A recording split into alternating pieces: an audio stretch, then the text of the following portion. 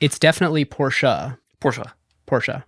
Yeah, definitely don't say Porsche. Definitely don't say The Porsche. family says it more like, because I met one of them at one point, they say it more like, not like Porsche, but more like Porsche. But it's hard. I think it's a German thing, and I think it's difficult to, so we all say Porsche. Yeah. If you say Porsche with a German accent, it comes out like Porsche. Yeah. So I think it's almost Porsche. like... Yeah. A little... Yeah, that's probably exactly what it is. Who got the truth? Is it you? Is it you? Is it you? Who got the truth now? Is it you? Is it you? Is it you? Sit me down, say it straight. Another story on the way. Who got the truth? Welcome to Season 12, Episode 6 of Acquired, the podcast about great technology companies and the stories and playbooks behind them. I'm Ben Gilbert. I'm David Rosenthal. And we are your hosts. Today, we tell the story of Porsche. If you liked our LVMH episode, you are going to love this one. And not just because it's a European luxury brand. There is possibly even more family drama, creeping takeovers, and complex corporate structures at play. But why is Porsche, the brand and the product, so special? The company has struck an incredible balance of both building some of the world's finest supercars while also being a great daily driver, unlike, say, a Ferrari or a Lamborghini. Of course, these are expensive daily drivers, with the average Porsche costing $110,000, but they have managed to nail being a prestige brand with pricing power and make a ton of cars at $350,000 per year. Today, we'll study how they cultivated such a vibrant community, which conveniently for them is comprised of extremely wealthy people. But it has not always been this way, and it certainly didn't start this way. Today's story has Nazis, tanks, the first electric vehicles, and, like most luxury brands, some misadventures in the 1980s. Oh, yes. And if you like quirks and features, you're going to be pumped about our partner in crime to help us tell this story, Doug DeMuro. Doug is one of David and my favorite YouTubers and content entrepreneurs. He operates the largest independent YouTube channel focused on car reviews with millions of subscribers. He also used to work at Porsche Corporate and is about as big of an enthusiast of the brand as you'll find anywhere. In fact, we are filming this episode now sitting in his garage in front of a very special Porsche, Doug's Carrera GT. Welcome to Acquired, Doug. Thank you for having me. It's wonderful to have you here. Well, listeners, if you want to know every time an episode drops, sign up for email updates at acquired.fm. Join the Slack. We'll be talking about it after this episode, acquired.fm/Slack. And without further ado, David, take us in. And listeners, this is not investment advice. David and I and Doug may have investments in the companies we discuss, and this show is for informational and entertainment purposes only. To set the stage a little bit, I think that even though it's a marketing phrase, the German engineering thing, it's worth sharing a little bit of history because it is more than just a marketing phrase. Right. So there's a pretty long and incredible history of science and engineering in Germany and Austria. It goes all the way back to the scientific revolution and Johannes Kepler. And actually, before World War II, Germany had produced more Nobel laureates in scientific fields than any other nation in the world. Folks like Max Planck, Erwin Schrödinger, Kurt Gödel, and, Albert Einstein. These are all German and Austrian scientists. And this tradition extends also, of course, to the auto industry. So it is very likely that the first gas-powered transportation vehicle, this looked more like a tricycle than a car, but predecessor of a car, was created by a German inventor in 1864 named Siegfried Marcus. And I say probably because nobody really knows, because Marcus was Jewish and the Nazis destroyed all records related to him during the war. We're going to talk a lot about the Nazis here in a minute. Either way, though, Germany definitely did create the first successful production consumer automobile. It was a vehicle called the Benz Patent Motorwagen, and that was made in 1885 by Carl Benz. I recognize that name, Benz. Indeed, you probably do, as do most listeners. Now, around the same time, another German inventor named Gottlieb Daimler sets up his own motor company. And then in the early 1900s, they have a model that they're producing, goes on to be quite popular. is named after the daughter of one of their biggest dealers in their dealer network. Of course, we are talking about Mercedes. I had no idea that's where the Mercedes name came neither from. did I. Yeah. Yeah, crazy. So Benz and Daimler end up merging in 1924, and thus Mercedes-Benz is born. But okay, you might be asking, what does this have to do with Porsche? Well, turns out quite a lot, because in 1906, Daimler scores a pretty big win in this fledgling German auto industry when they recruit the current Potting Prize winner. The Potting Prize was for Austria's Automotive Engineer of the Year to come be their new chief engineer at Daimler, one Dr. Ingenieur Honoris Causa Ferdinand Porsche. Now, the whole Dr. Ingenieur Honoris Causa thing, it's a bit of a red herring, although Porsche, the person and the company, would make quite a big deal about it. The dude never even finished college, let alone got a PhD. It was an honorary degree that he got later in life. Wait, the Dr. Porsche is like Dr. like the Seuss doctor? Well, he had an honorary doctorate. He was already doing stuff, though. He was engineering and creating. Yes. Hence the honorary doctorate. Yes. Nonetheless, he definitely was a badass engineer. And we're going to talk about all of the things, the amazing things that this guy creates. But we also got to state this up front, and this is as good a place as any. Ferdinand Porsche and many other folks in the family and in the early Porsche and Volkswagen, as we will see days, were also huge Nazis. And Ferdinand himself not just was a Nazi, but was a very close personal associate of Adolf Hitler. He was a member of the SS.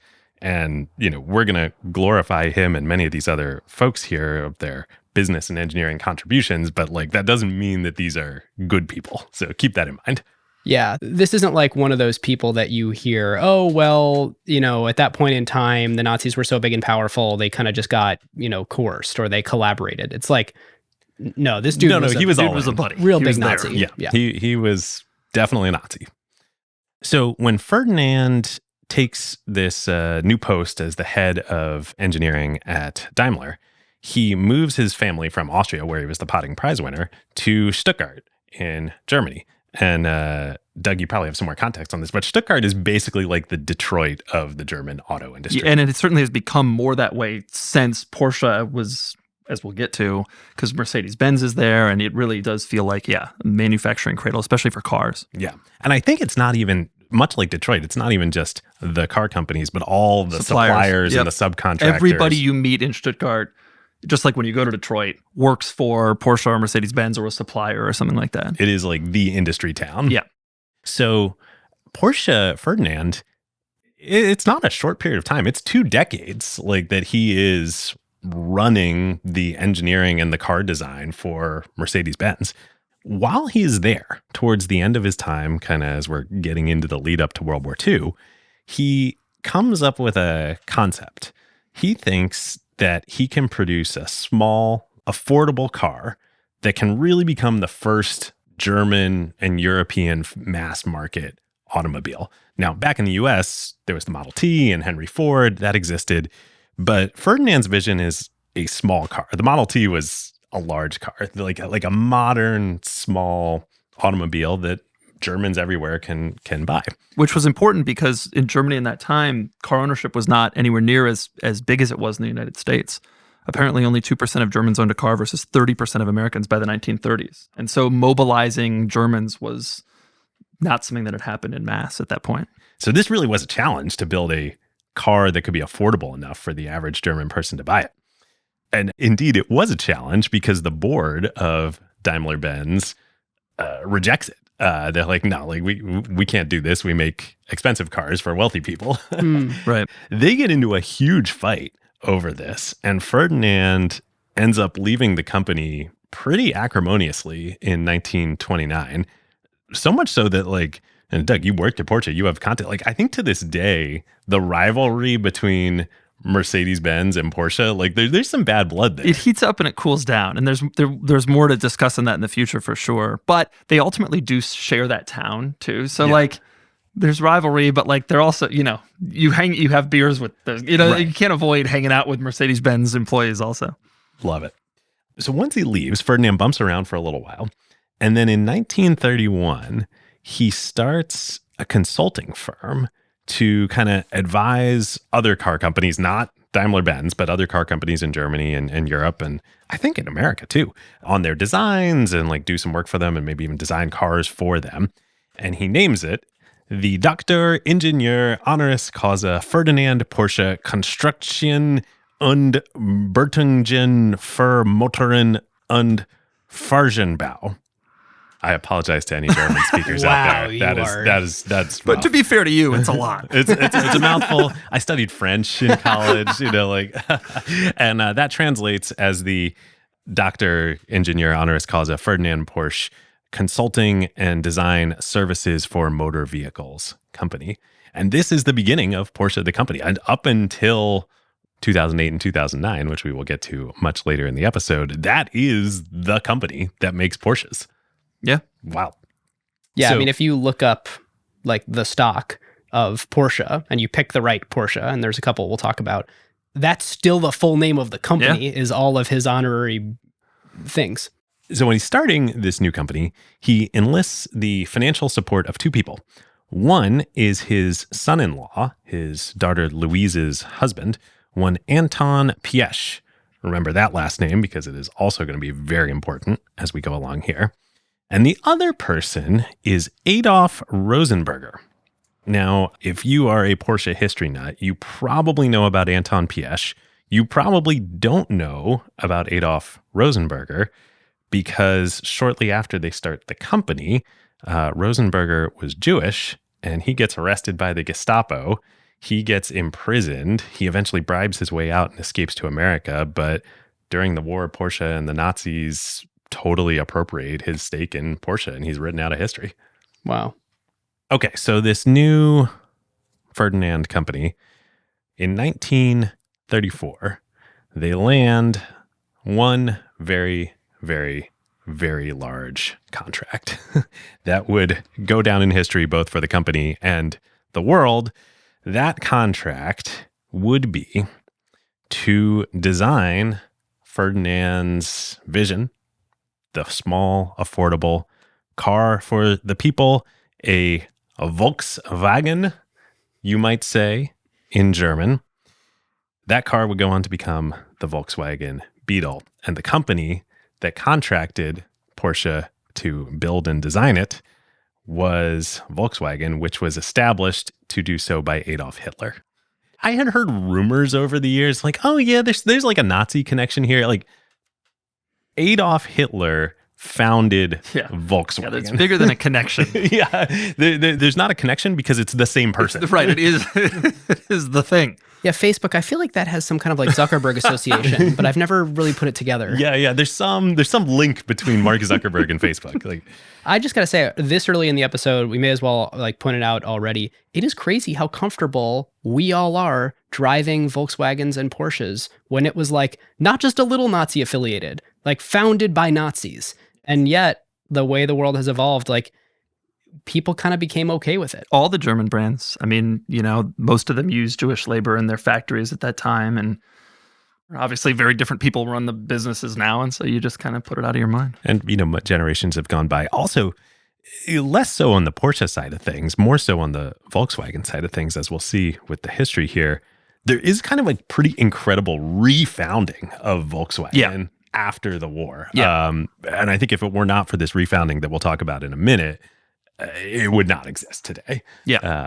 But just wild. Friggin' Adolf Hitler founded Volkswagen. So the Beetle, this people's car, Doug, you might know this. Did it go on to become the most popular car ever in the entire world? Probably. Yes. It is very hard to get actual production and sales data, especially for old cars. Especially for cars like the Beetle, which were produced in many countries over many years. I mean, they were building them in Latin America through a couple of years ago, maybe 2003 or something. And so it's like difficult to figure out. But it obviously, whether or not it was the most or one of the most, it was obviously the effect of that car is clear, today. Yeah. And I tried to think. I could not think of any other model. I believe the Beetle, the original Beetle, is likely the single longest produced and largest, both in terms of length of time and number of units produced, of a single generation model of a car. Like the Civic, the Mustang, the F-150, definitely have sold more than the Beetle, but like those aren't the same cars. Right. Like, the Beetle was the same freaking car until the new Beetle in 1998. And it's interesting when you think about the Beetle, because young people today look at it as like a cute classic car, but like at the time, it was what you drove to drive your family around. And we'll talk more as we get to post-war, but like in Germany at the time, as like a real, important, practical family car. This original Volkswagen, the Hitler Volkswagen, one of the things you can do when you start a company as a fascist dictator, you can create a new city to house this company in, which he did. So Hitler creates a new city in Germany known as then called the City of the Strength Through Joy car. That was what they wanted to call the Beetle originally. The Strength Through Joy car. That was like a Nazi phrase, Strength Through Joy. Didn't get much more German than that. Nope. Yeah. And this is Wolfsburg. This is the city that Volkswagen is still located in today. Hitler created it. And not just Volkswagen, but like the Volkswagen Group, one of the largest car conglomerates in the world that owns many other brands you're familiar with. All out of Wolfsburg. So Hitler creates Volkswagen. He creates Wolfsburg. They do start production of the Beetle before World War II starts. They only make about 200 units. These are super rare today. You find a pre-war Beetle. Then World War II begins on September 1st, 1939. As you would expect, Volkswagen, all the Volkswagen and Porsche operations get repurposed to making military vehicles. There's a bunch of dark stuff. Everything, Doug, you mentioned earlier, forced labor, concentration camps. This was the Nazi war effort. It all happened. We're going to skip over this period for our purposes today, but note it happened. After the war, though, a whole bunch of really interesting stuff happens that basically fractures and separates out the Volkswagen operations from the Porsche operations for the next, the rest of the century and into the 21st century. So ironic, given that they are now one company again. Right. First off, or are they? No, or are they? That's the question. And the funny thing is also they danced around even in this period and then in the decades after that. And then of course now there was always kind of flirting with each other. Yes.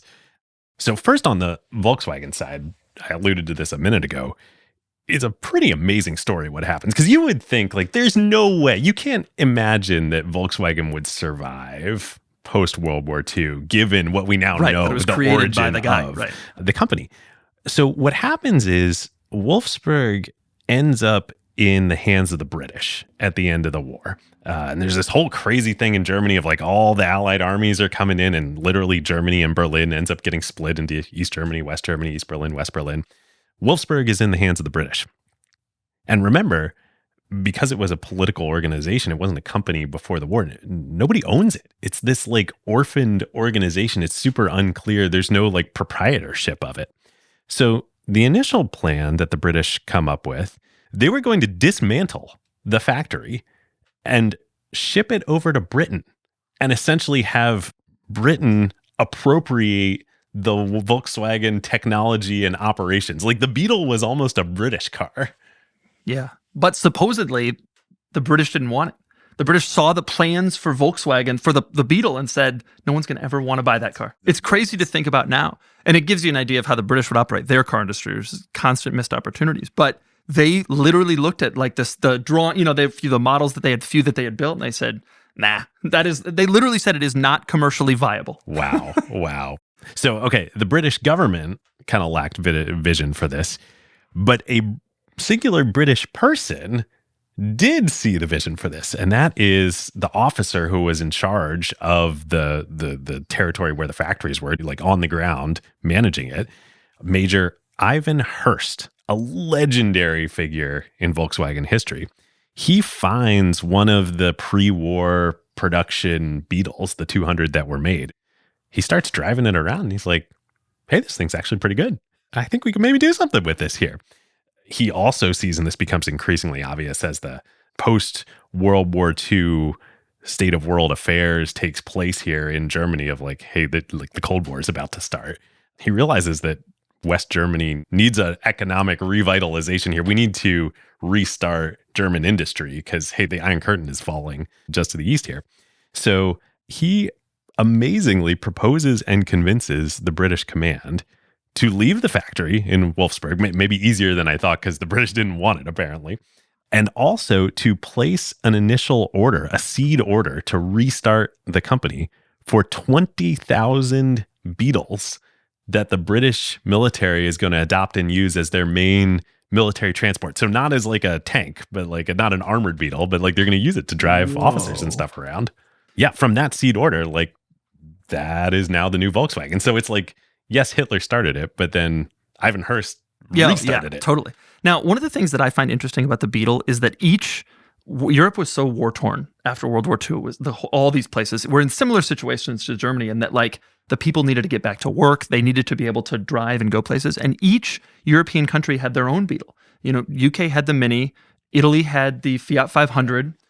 France had the Citroën 2CV. They all kind of looked similar. Wait, these are all based on the Beetle? No. But they all came from the post-war era where they needed something small and cheap to like remobilize the citizenry, basically. Right. And so kind of each country had their own, car that did that for each country. But in Germany, of course, the Beetle became a global hit, whereas in those countries it was more, in their era. Yeah, you don't see a lot of Citroëns in... Yeah, no. But the 2CV was a huge, huge car. And the French, just like the Germans, needed to get back to work, needed to start building stuff again, and also needed a cheap car to like cruise around it. Yeah, super interesting. So that's Volkswagen. But put a pin in them. We'll come back to them in about 50 years because there's a lot more to say on Volkswagen. And 50 years, that's about how long they would make that one model of the Beetle. Yes. The new Beetle would get introduced, I think, in 1998.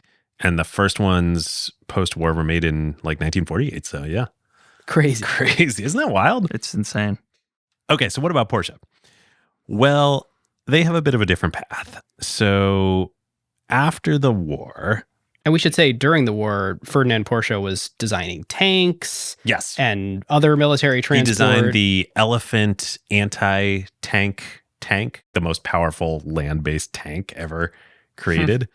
A, terrible, but B, like just the range of design talent that he had. Like he designed the Beetle and he designed the largest anti-tank tank within a couple of years. Yeah. And also some of the very first hybrid and electric cars in history. But at that time, battery technology wasn't advanced enough. And so you're lugging around this huge weighted battery pack to get almost no juice out of it. And so it didn't really go into production. He was a genius. This is also, it runs in the family too. Many of his descendants are both engines and cars geniuses. After the war, Ferdinand and the son-in-law, Anton Piëch, are both arrested by the French as war criminals. Tried in France. They end up being imprisoned for 2 years in France. And Ben, you did a little research on this, right? Yeah, I think the technical thing they got him on, which is why they only had 2 years, was for the forced labor, that they took the imprisoned Jews and forced them to work in the factories. But all the other war crimes that were stacked against them ended up not being charged. And so quick trip in and out of prison. quick 2-year trip out of war criminal prison. Yeah. So Ferdinand's son, Ferry Porsche, who had been working in the business, I think a little bit before the war and then during the war too. He's also arrested for war crimes too at the end of the war. He gets released after 6 months in the summer of 1946. And he and his sister Louise are like, oh, what are we going to do? We got to rebuild the family. Are we going to restart the business? Let's go figure things out. They return to the family's kind of ancestral home in Austria. And that happens to be quite convenient because during the last days of the war, as Stuttgart and other large-scale German military production facilities were getting bombed by the Allies, Porsche took about 20 or so of the best, most talented engineers and production people that they had, and they moved them out of Stuttgart and they moved them to the Austrian countryside so that they wouldn't be, targeted by so that the Allied bombers wouldn't know where they are. And this is pretty crazy. They are literally operating out of a sawmill in a farming village in southern Austria named Gmünd. We're talking about like couple thousand people maybe Wow. that live in this area. Yeah. And David, are you getting all this from, I know you read like $500 worth of textbooks on Porsche. So there is this incredible history of Porsche called Excellence Was Expected that was written by Carl Ludwigsen. And we have to owe a big thank you to him for the research for this episode.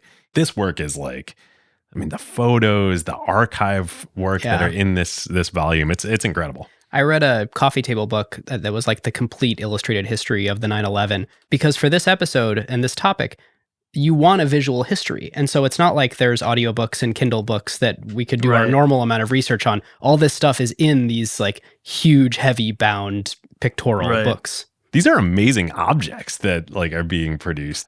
There's just such a like visceral, tangible quality to them that we don't usually cover on Acquired. Right. Okay, so Ferry and Louise go back to Austria. They're there in Gmünd. And they're like, well, what if we start a new company and see what we can do around here? I mean, there's some vehicles we can start fixing up. This is literally like the Sony story. If you remember when Sony first got started in Tokyo at literally the same time, they started by fixing radios. Right. Porsche, it was a services business. The second Porsche company, Porsche Construction in GmbH, which is an Austrian company that they start to do this. So they start up like fixing old, military vehicles that are around there in Austria. Unlike Sony in Tokyo, though, where there were a lot of radios in Tokyo, there weren't a lot of cars in Gmünd. So pretty quickly, they're like, we don't have any more cars to fix up. And bad business. Yeah. Well, not a large market, shall we say. At this point, Ferry has an idea, and it turns out it's a pretty damn good one. He definitely liked and agreed with his father's vision for a small car, a car for the masses, a Volkswagen. But he always had one major problem with the Beetle, which was that it was slow. And it just was not fun to drive. So during the war, he actually had a custom Beetle made that he drove during the war with a supercharged engine. And Ferry said later in a 1972 interview, I saw that if you had enough power in a small car, it is nicer to drive than if you have a big car, which is also overpowered. And it is more fun.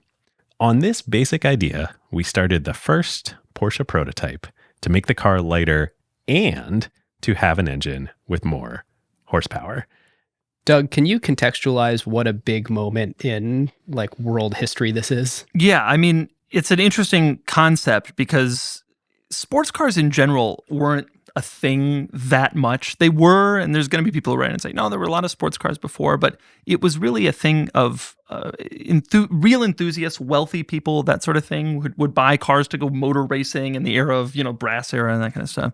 The concept of creating like something more affordable, littler, that was still fun it was kind of an interesting idea that, this was it was a touchstone of a concept that has really been taken obviously by them and refined in others as well. I went in research, when I looked up, some of those sports cars pre-Porsche, and you look at them and these things are like Franken cars. They are huge. Right. And the engines are the engine bays in the front of the cars are 2/3 the length of the car. Right. There's this one Ferrari from that era. And I'm like, how do you even steer this thing? Like, it looks like a boat. The thought at the time really was, you want to go faster? More power, which of course creates more weight, which of course creates the need for more power. And they did that, but it was unwieldy. Yeah. I mean, even like to this day, the Carrera GT sitting behind us, that's not a large car. Right. And that was a Porsche thing. And it was an even more of a Porsche thing at this time. Totally.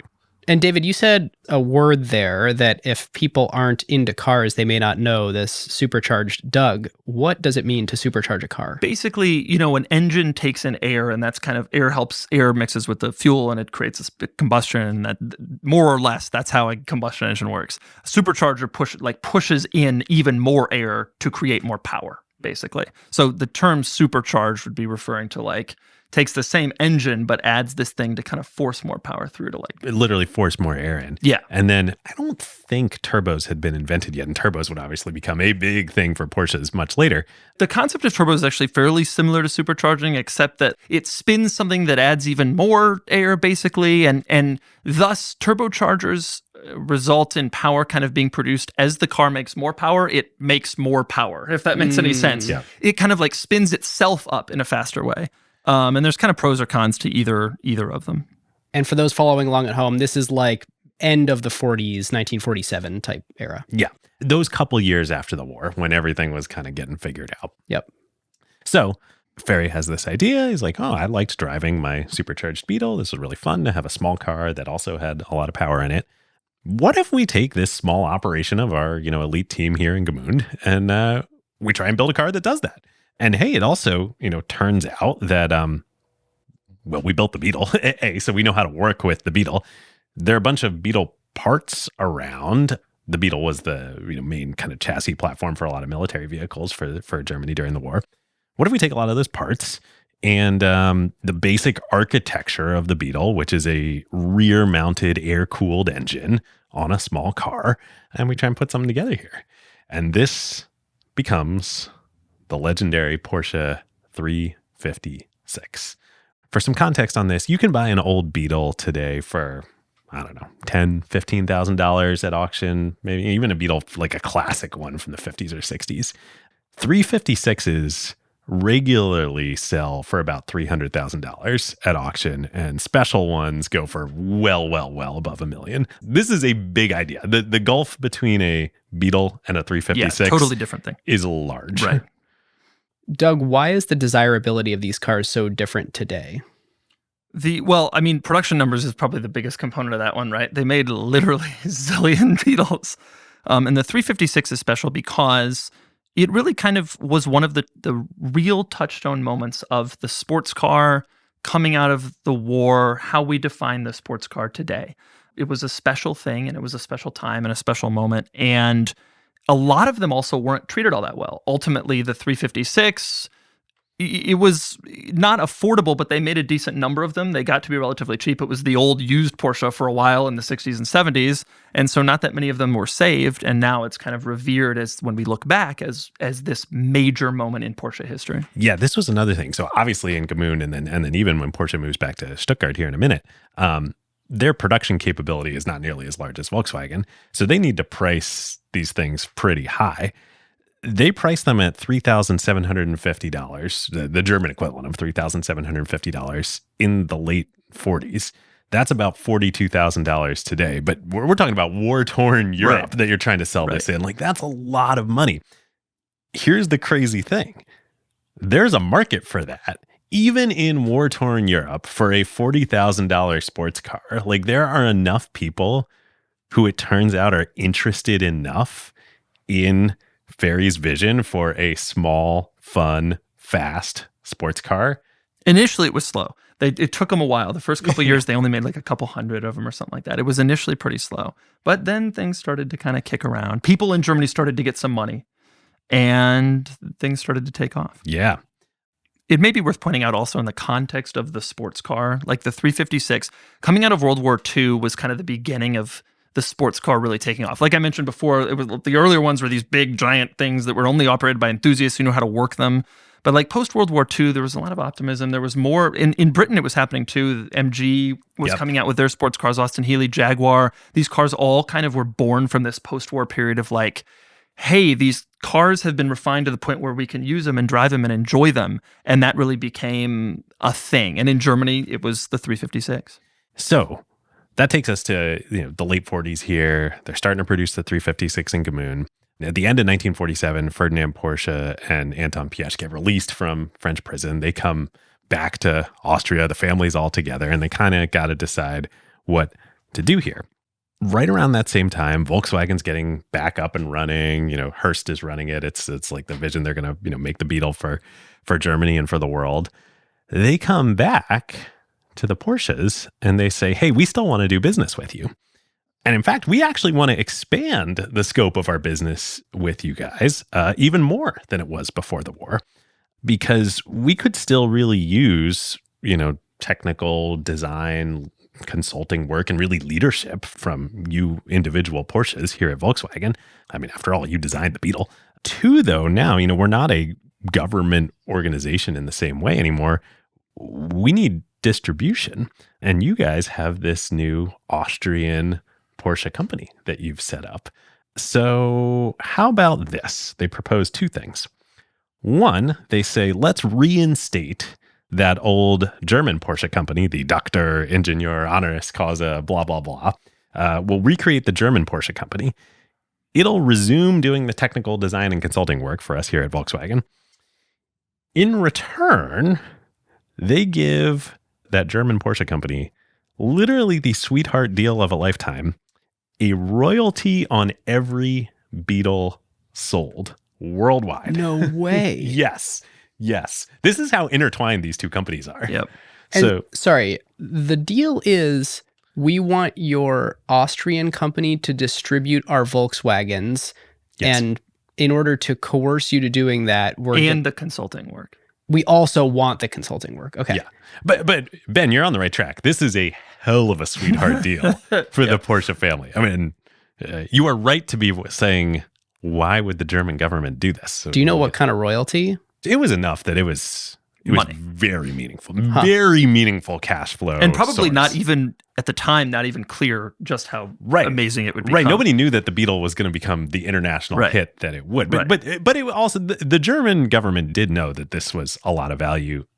And they also may or may not have known that on the Austrian Porsche side, for the dealership distribution side, that was also a lot of value. So we're not going to talk as much about the Austrian operations of Porsche for the rest of the episode, but it becomes a huge business. So by the time in the early 2000s, when it all gets consolidated back into one company, for most of the 2 separate histories, that was the larger company by revenue. So the Austrian Porsche company becomes the largest car dealer network in Europe, not just for Volkswagens, but for all types of automotive brands. They're doing billions of annual revenue within a few years here. I mean, what an opportunity to be given a distribution network just as the car is starting to become like a big thing. Exclusive distribution rights to Volkswagens.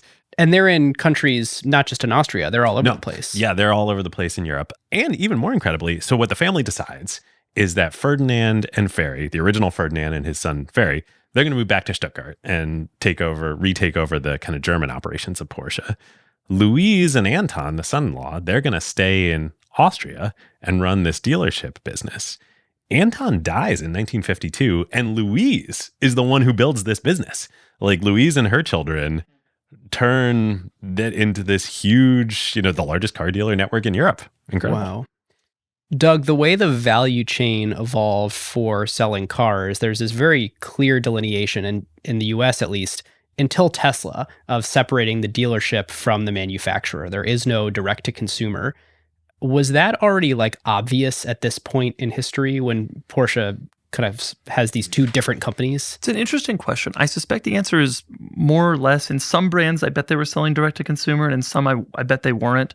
Some of the smaller ones, maybe. I suspect the reason this worked out is because Volkswagen these companies didn't want to be the ones who were distributing all these cars across and doing all this. They were focused on manufacturing. I think there also might have been a technical reason, which is even though this new Volkswagen was reconstituted as a company, its only shareholders at this point in time were the German government. So both the national West German state and the state of Lower Saxony within West Germany, which still to this day holds 20% of Volkswagen, which is crazy. Yeah. They would IPO Volkswagen, I believe, in 1960 or 1961. So it was, even though it was a company, it was a German national company. And so to operate in other states, other countries in Europe, they probably needed third parties. Yeah. Wow. Yeah, wild, right? All right, listeners, for our first sponsor of this episode, we have our good friends at Tiny. Tiny, as you all know by now, is the Berkshire Hathaway of the internet. They have built and acquired the world's premier collection of truly wonderful internet businesses. It's so awesome. They're like now a public company. They're the OGs. They started 10, 15 years ago doing this, and now they're doing deals up to 100 million plus in size. That's crazy. I never thought we would be saying that. I mean, back when we started working with Tiny, we always positioned it as, if you have a wonderful small business on the internet that might be doing a couple million in operating profit, things are very different now. They still love buying those businesses, but they have real scale to be sort of the buyer of choice for internet businesses of any size. Yeah, Tiny has always been a great destination for bootstrapped and founder-led businesses, but now they're also at a scale where they can work with venture firms too. So for companies in your portfolio that aren't going to make it to IPO on their own, shoot Tiny an email, and that could be a great exit option for your portfolio.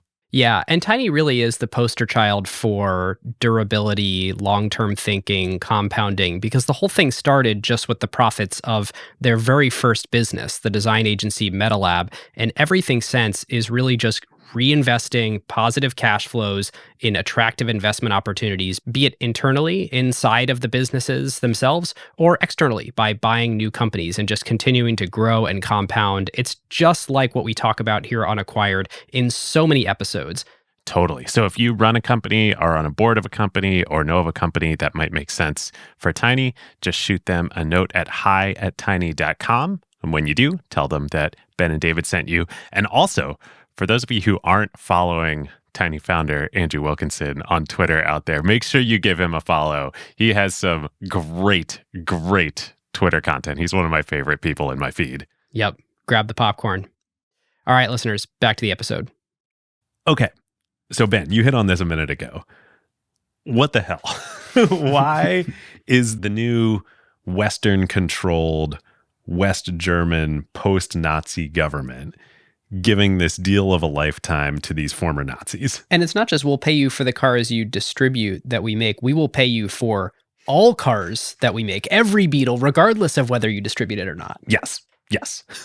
To the German company. And then the Austrian company has exclusive rights to distribute it. It's a crazy deal. So here's what's going on. It actually, as crazy as it sounds, makes sense. So we talked about a minute ago, the Iron Curtain and the Soviets. Like, it's so hard for us to remember now, but Germany post-war was ground zero for the Cold War. Like, the battle against the Soviet Union was happening right there, right next door. And so for the West, reconstituting the West German industrial base was of paramount importance. So like the Marshall Plan that people probably know about, like this is why the Marshall Plan happened. And this is essentially part of this philosophy of like, we don't care that these people used to be Nazis, but for Porsche, for Mercedes-Benz, for lots and lots of German industrialist companies, the reason that they get restarted and re-injected with steroids, so to speak, is like, hey, we got an existential threat next door. We got to rebuild. We got to make some cars. The industrial base. Now, the deal that they give them does come with an implicit string attached, which is they basically say to Porsche and other companies, we're not really going to give you a license to print money. Instead, we will give you a license to essentially create enterprise value. So what West Germany does is they create one of the oddest tax incentive systems I've ever seen. So for ordinary people in West Germany post-war, the tax rate was very low. The maximum amount of taxes that any normal person would pay would be like 15, 20% of your income. But for these new old industrialists above a certain income, Germany sets the marginal tax rate at 95%. Whoa. So they basically cap your income. Yeah. Like people are complaining, oh, you live in California. Oh my gosh, you're paying 13% state income tax on top of federal. Like imagine if the marginal tax rate were 95%. Right. You would just have no incentive to earn any additional dollars. Right. And that's on the personal side. It's equally bad on the corporate side. Sure. Any profits are taxed. So what are they trying to do here? They're trying to incentivize capital reinvestment in the industrial base. So they're basically saying to Porsche and others, set all this up and we are going to create all the incentives such that you will plow all of the money, all these royalties we're giving you from the Beatles, et cetera, into building up your production capabilities and investing in R&D and new models and et cetera, et cetera. And I mean, it sounds crazy on paper, but like, my God, it actually works. And it works really freaking well. Do you think there was some guarantee that the tax rates would lower someday? Maybe. And I think they did. But as we'll see, Porsche becomes pretty institutionalized there of like, don't take profits, instead reinvest them in new models and R&D, racing, to the great benefit of the brand. Yeah. So I mentioned one of the things that Porsche invests in over the years is race cars and racing. And this is super interesting. None of us are racing historians. That's a whole nother branch of the automotive industry. So here we're in the late 40s, early 50s.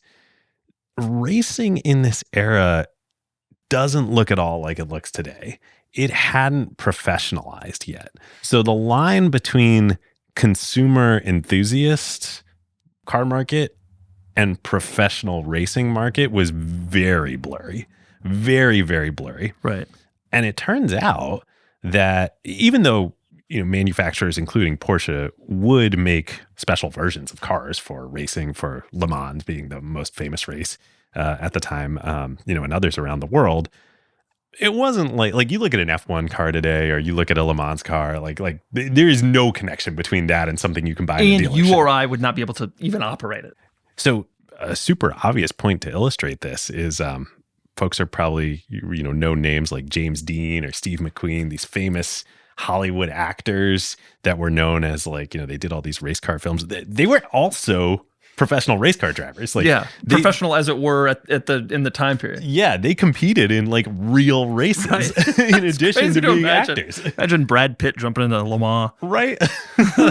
They'd kill. Well, I was about to joke they'd kill themselves. James Dean did kill himself in a Porsche 550 Spider, which Porsche would make a kind of dedicated racing type vehicle, although it was also a consumer production vehicle, the 550. That car, that never would have happened if Porsche wasn't incentivized to invest all their profits. Maybe you can say, the legendariness of that car. I mean, they sell for what, $5 million plus today? Real 550 Spiders. They only made 90 of them in the end. And so it was a car that in theory you could go and buy, but while the 356 was the sports car that you could gentleman race, the 550 Spider was for people who were really let's go racing and do it. But like you said, a person could walk into it, not a dealership necessarily, but just order one. Yeah. But it is an absolute legend. It totally is. Yeah. You kind of see this trend, this moment where you see the bifurcation between anybody can do it and what the very best of the world kind of look like. That seems to be true across everything in the world today, in the way that what Taylor Swift is doing on the stage on her tour has nothing to do with a person who picks up their guitar and is talented and plays at the local bar. She is the SR-71 pilot, and this, playing on a local bar stage is flying a Cessna, and the machinery to do so is entirely different, in the same way that you're talking about car racing splitting at this moment in the early 50s. Yeah. So back to racing, we were talking about the Spider a minute ago. I got so excited about James Dean. But Doug, to your point, 356s in 1951 and 1952 win their class at Le Mans. They don't win it outright other bigger, powerful cars win it outright, but they win their engine classes at Le Mans. And these are, they're modified a little bit, but you basically buy them. Right. Yeah. Then that was kind of a special thing, but that was the point of those classes. It was that there were cars for people who could kind of go buy a car off the street and modify it. And I think this was pretty unique to Porsches at the time. Certainly you could go buy Ferraris, and Ferraris competed and whatnot. But again, we were talking about, the Ferraris were a different thing. Yeah. These weren't 356s. And I think they were probably also a lot more expensive than $3,700. Plus, at the time. An important distinction between Porsche and Ferrari in this era is that Porsche was largely focused on road cars, and then the road cars went racing, except for the 550, which was kind of purpose-built for racing. And there were racing versions of the 356, but the goal was mostly road cars. Whereas Enzo, very famously, he just wanted to race. and he hated his road car customers deeply. It wasn't his thing. He just wanted to race. He only sold road cars to kind of finance racing. And a lot of the road cars that he ended up selling were either based on race cars or just former race cars that he would, I'm done with this crap. Whereas Porsche was selling 356s were like being sold, right, like in pretty good volume. There's this great Ferry Porsche quote about this, which he would say later about the 911, but I think this also applies in early form to the 356. The quote is, "We have the only car that can go from an East African safari to Le Mans, then to the theater, and then to the streets of New York." And like, that's such a unique thing, especially in this era. Like, one car. It remains true. It's kind of like Porsche's thing to this day, like how relatively usable the car is in just about any setting. Like, you can drive it to work, you can actually take it on a racetrack. That like has remained sort of an ethos, whether or not it's constantly a North Star for them. It is what they do more than anybody else. Yeah. I was trying to think of like what the right kind of other luxury brand analogy is here. Porsche definitely is a luxury brand. It's not like we're making apples and oranges here. It's kind of like a Rolex to me. Is that right? Like, yeah, that's Ben, what do you think? Yeah, absolutely. It's you buy those watches to wear them. You don't buy them to keep them in a case and ogle at. You know, they're steel. They're originally made for people who are swimming the English Channel or scuba diving. I think it's reasonable to also compare it to like continuing in the luxury world, like a Rimowa suitcase. Those aren't that expensive. They're 4 times more expensive than regular luggage, but like, they're not a Louis Vuitton trunk. Right. And so, but they're a lot more usable. You buy it to use it. It can kind of get a little beat up. That's why it's made out of stainless steel also. I think that's probably the right. It's not a Birkin bag. Like, brands like this are so valuable because it has both the breadth and the depth. Like, there are enough people who are like, I love Porsches because they're my cars I can actually drive, but they are supercars. Yes. This thing behind us goes 200 miles an hour? Yeah. No, this thing behind us is a little bit of a different It's on a different level. And there have been, and we'll get to, and the 550 Spider is one of them. There have been some Porsches that kind of go one way or another in the philosophy, but like generally speaking, it's sort of a middle of the road, going back to Ferry's quote about this exact thing, can do all these things. Yeah. Doug, one question for you. I'm going to keep going to you for terminology. David mentioned Le Mans. What is that? Le Mans is like, there are various car races that are considered sort of the big car race, right? Like the Indy 500 is the car race of that racing series. Le Mans has always kind of been a place to prove technology. It's a 24-hour race, so you switch drivers. And it's always been a place where some of like, it proves like the endurance and the capabilities of a car and of a manufacturer over that time period. It's really serious. It's always raining. And it's always a disaster, and it's in the middle of the night, and it's difficult. And so, like, being able to win or win your class, Le Mans is like the Monaco Grand Prix, the Super Bowl, if you will, of like vehicles racing in that sort of race series. There's also this like, Porsche would, I think, probably advance this argument that relative to the other races, it's closer to like what you want for a all-around car that would also be a drivable car, because like, fuel efficiency matters. Fuel efficiency matters. It's also a road race. So it's not on a racetrack. It's literally on, they close down roads in the French countryside and race on the road. And so there's like some component of like, instead of purpose building a car for a circuit, like cows were using this road, 2 days before. Yeah, right. Totally. So on the back of all this success and like James Dean and Steve McQueen and all this, as you would imagine, Porsches start to become quite popular in America. So in 1954, Porsche, which I don't think Ferdinand and Ferry like envisioned like we're going to sell cars in America. This wasn't part of the business plan. But in 1954, Porsche sells 588 cars in the US, which was 40% of their entire production for the year. And that 40% basically stays constant, goes way up for a while in the 70s and 80s, but kind of never dips below that. Like, America is a huge market for Porsches. It's amazing to think that 588 cars was 40% of Porsche production. Right. I agree with you, by the way, about your point that they didn't really have America in the business plan. It's one thing to provide some context is important to keep in mind. The number of like sports car startups happening in Europe at this time was significant, most of which listeners, viewers will never really heard of because they all died. These came up, they showed up, they raced a little, they sold some cars, they failed.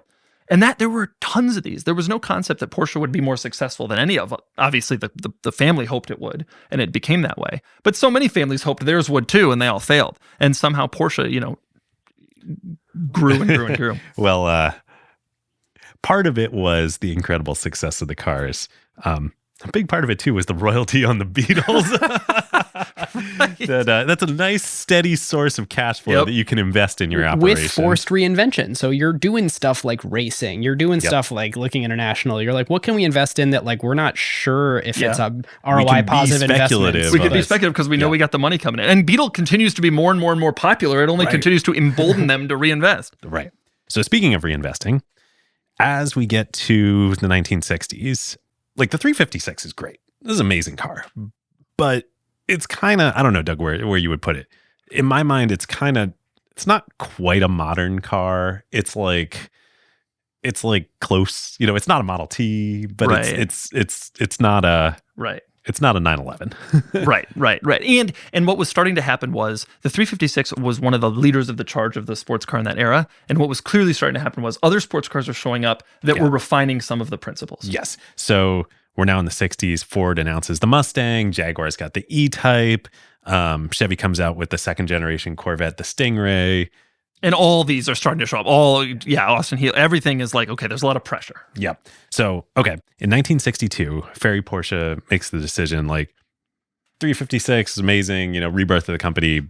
We got to invest profits and replace it with a new model. So for a couple of years, Porsche had actually been working on a design for a sedan, for a larger model. Seems heretical now. Right. I mean, people look at the Panamera and like, ew, it was actually like going to be the second model of Porsche. I mean, I feel that way. Every time I see a Panamera drive by, I'm like, why does Porsche make this car? But I see them driving by, so that's why they make the car. Right. China is why they make that car, but we'll get to that later. So the next generation of Porsches, Ferry's son Ferdinand, known as Bootsy, named Ferdinand, named after his grandfather, founder of Porsche, was working in the company, and he had been leading the body design for this larger sedan that Porsche was going to make. Ferry decides, for a bunch of reasons, to cancel the sedan project. Probably the most important reason was I don't know how much of this was government motivated and how much of it was just sort of like a cabal of like Mercedes and BMW. Like they were the sedan makers, and Porsche maybe could have challenged them, but it was like, hey, they've got their turf. We'll keep our turf in sports cars, and like everybody will be happy here. Anyway, they decide to cancel the project and double down on sports cars.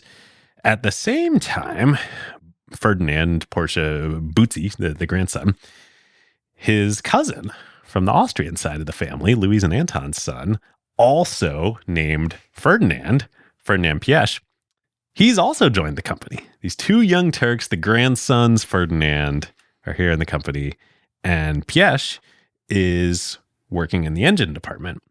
So turns out that he's a pretty brilliant engine designer. He comes up with, and I believe even as a young kid, Doug, you may know more about this history. Like, I think he really was the one that led the development of the 6-cylinder Boxer engine for Porsche. Now, he didn't invent the 6-cylinder Boxer engine, but the engine that ends up in the 911, that is like still to this day the model for the 911 engine, comes from him, I think. He's working on it for a racing car project that ends up not coming together. Ferry says, okay, let's take these two kind of failed projects that, the next generation's working on. Let's weave them together. Take the styling that Bootsy's done for the sedan. Take this amazing engine that Ferdinand has built for the racing operations. And let's see what happens when we put them together. And this is the birth of the Porsche 901. 901. The 901. David, I'm not familiar with that model. What is that? Well, so this is why Doug, I'm sure you knew this. And lots of people listening know this. Story. But like, I had no idea. I think most people have no idea. Yeah. The 911 is only called the 911 because Peugeot, of all companies, had a trademark in France for any car with a model name of any number, any Roman number with a 0 in the middle and then any other number. So X0X. And in fact, all Peugeot cars, even to this day, are named 205, 206, 207, 208. That's the 2 series, the 308, 408, 508. And so they trademarked them all, just knowing that eventually that would happen. Unbelievable. So, I mean, it makes sense. Porsche's like, well, what do we do? We can't really not sell in France. I mean, France wasn't like the biggest market, but it wasn't a small market for us. Now, the story that I have heard about this is that they said, well, we got these badges that say 9, 0, and 1. Why don't we do 9, 1, 1? Because we have the 9 and the 1 already. Hence the 911. Hence now, the 911. Some of this may be more apocryphal than others. One of the things that I don't understand is why they wanted to call the car the 901 in the first place. And I was never really able to get great information about that. The 356 was purportedly named because it was the 356 engineering project they did. Yeah. But did they really do 500 engineering projects between 356 and 901? So a couple details that I got on this from Excellence Was Expected. I believe, could be wrong on this, but I believe 901 was the name of the engine project that Ferdinand Piëch was working on. And I think that's the origin of it. 2, yes, in Porsche lore, it's that the reason these model numbers are these are the engineering projects that they start. But that's totally apocryphal. They jump around all the time. And now they go forward and backward. Yes. Going back to the very, very beginning of the consulting company, they started with Type 7 or Project Number 7 because they didn't want to look like they were a brand new company. So oh yeah, we've already done 6 projects. This is project number 7. I forget who they were working for. It's like when you're starting a new company and you're sending your first invoice. You don't call it invoice number 1. Right. Exactly. It's exactly. So yes, the lore is that, all of our projects have model numbers and BS. Right. So funny. And to be clear, so I admired designs of Porsche cars before doing the research for this, but knew basically nothing about the company or its lineup. I've certainly never owned one. And it took me a long time in the research to realize that there are a lot of car designs that start with 9 that are all 911s. There's yes. I don't know, I didn't write them all down, but the 964 and the 959. And it gets complicated because what ends up happening, just like happens to every car, is they start to get redesigned as they get, as the years go on, they need newer models. They still call it the 911. The only way to distinguish the newer version from the older version is to call it by the project number, which is 964, 993, et cetera, et cetera. And so if you're really into it, you got to know not just that it's a 911, but which, version it is. And not all 911s say 911 on the back. So you can't even use Most that of them as don't. your No. reference. It's a little complicated. Maybe that's part of the success. There's sort of a language you have to speak in order to get Porsche to an extent. And there's something to that. Well, I think it's really brilliant. I don't know how much this is intentional versus it's evolved this way with the brand, but to me, it's just so brilliant because there is this tribe language to Porsches. If you see a 911, you know instantly that it's a 911. It is iconic. It's one of the most iconic designs in the world. Yeah, and partly because they've essentially kept the shape the same for since 1962. Yeah. So pretty immediately, this car is a big hit. 1962 is when they start working on it. They first start selling it in 1964. They sunset the 356 in 1965. And so 66 is the first year that's fully 911 for Porsche production. They sell almost 13,000 cars in 66, which that's what did we say? 10, 12 years ago, they only sold 40% of their production 1,000 total. Yeah, so they've now 13x'd in 10 years. And that number of almost 13,000 911s they sell was 15% more than their best year with only the 356s.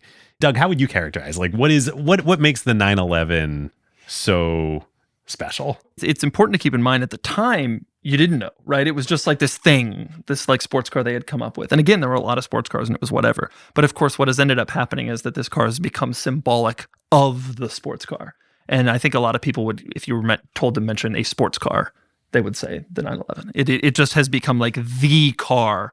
And it like you say here, it was clear very early on that it had something special in this great combination of reliability, comfort, practicality, just like the 356 had been, but just better. Yeah. To my thinking, the flat 6 Boxer engine, which was a great engine that Ferdinand Piëch designed to go in this first 911, there's something cool and unique to that. We've been talking about the difference between Porsches and other cars here.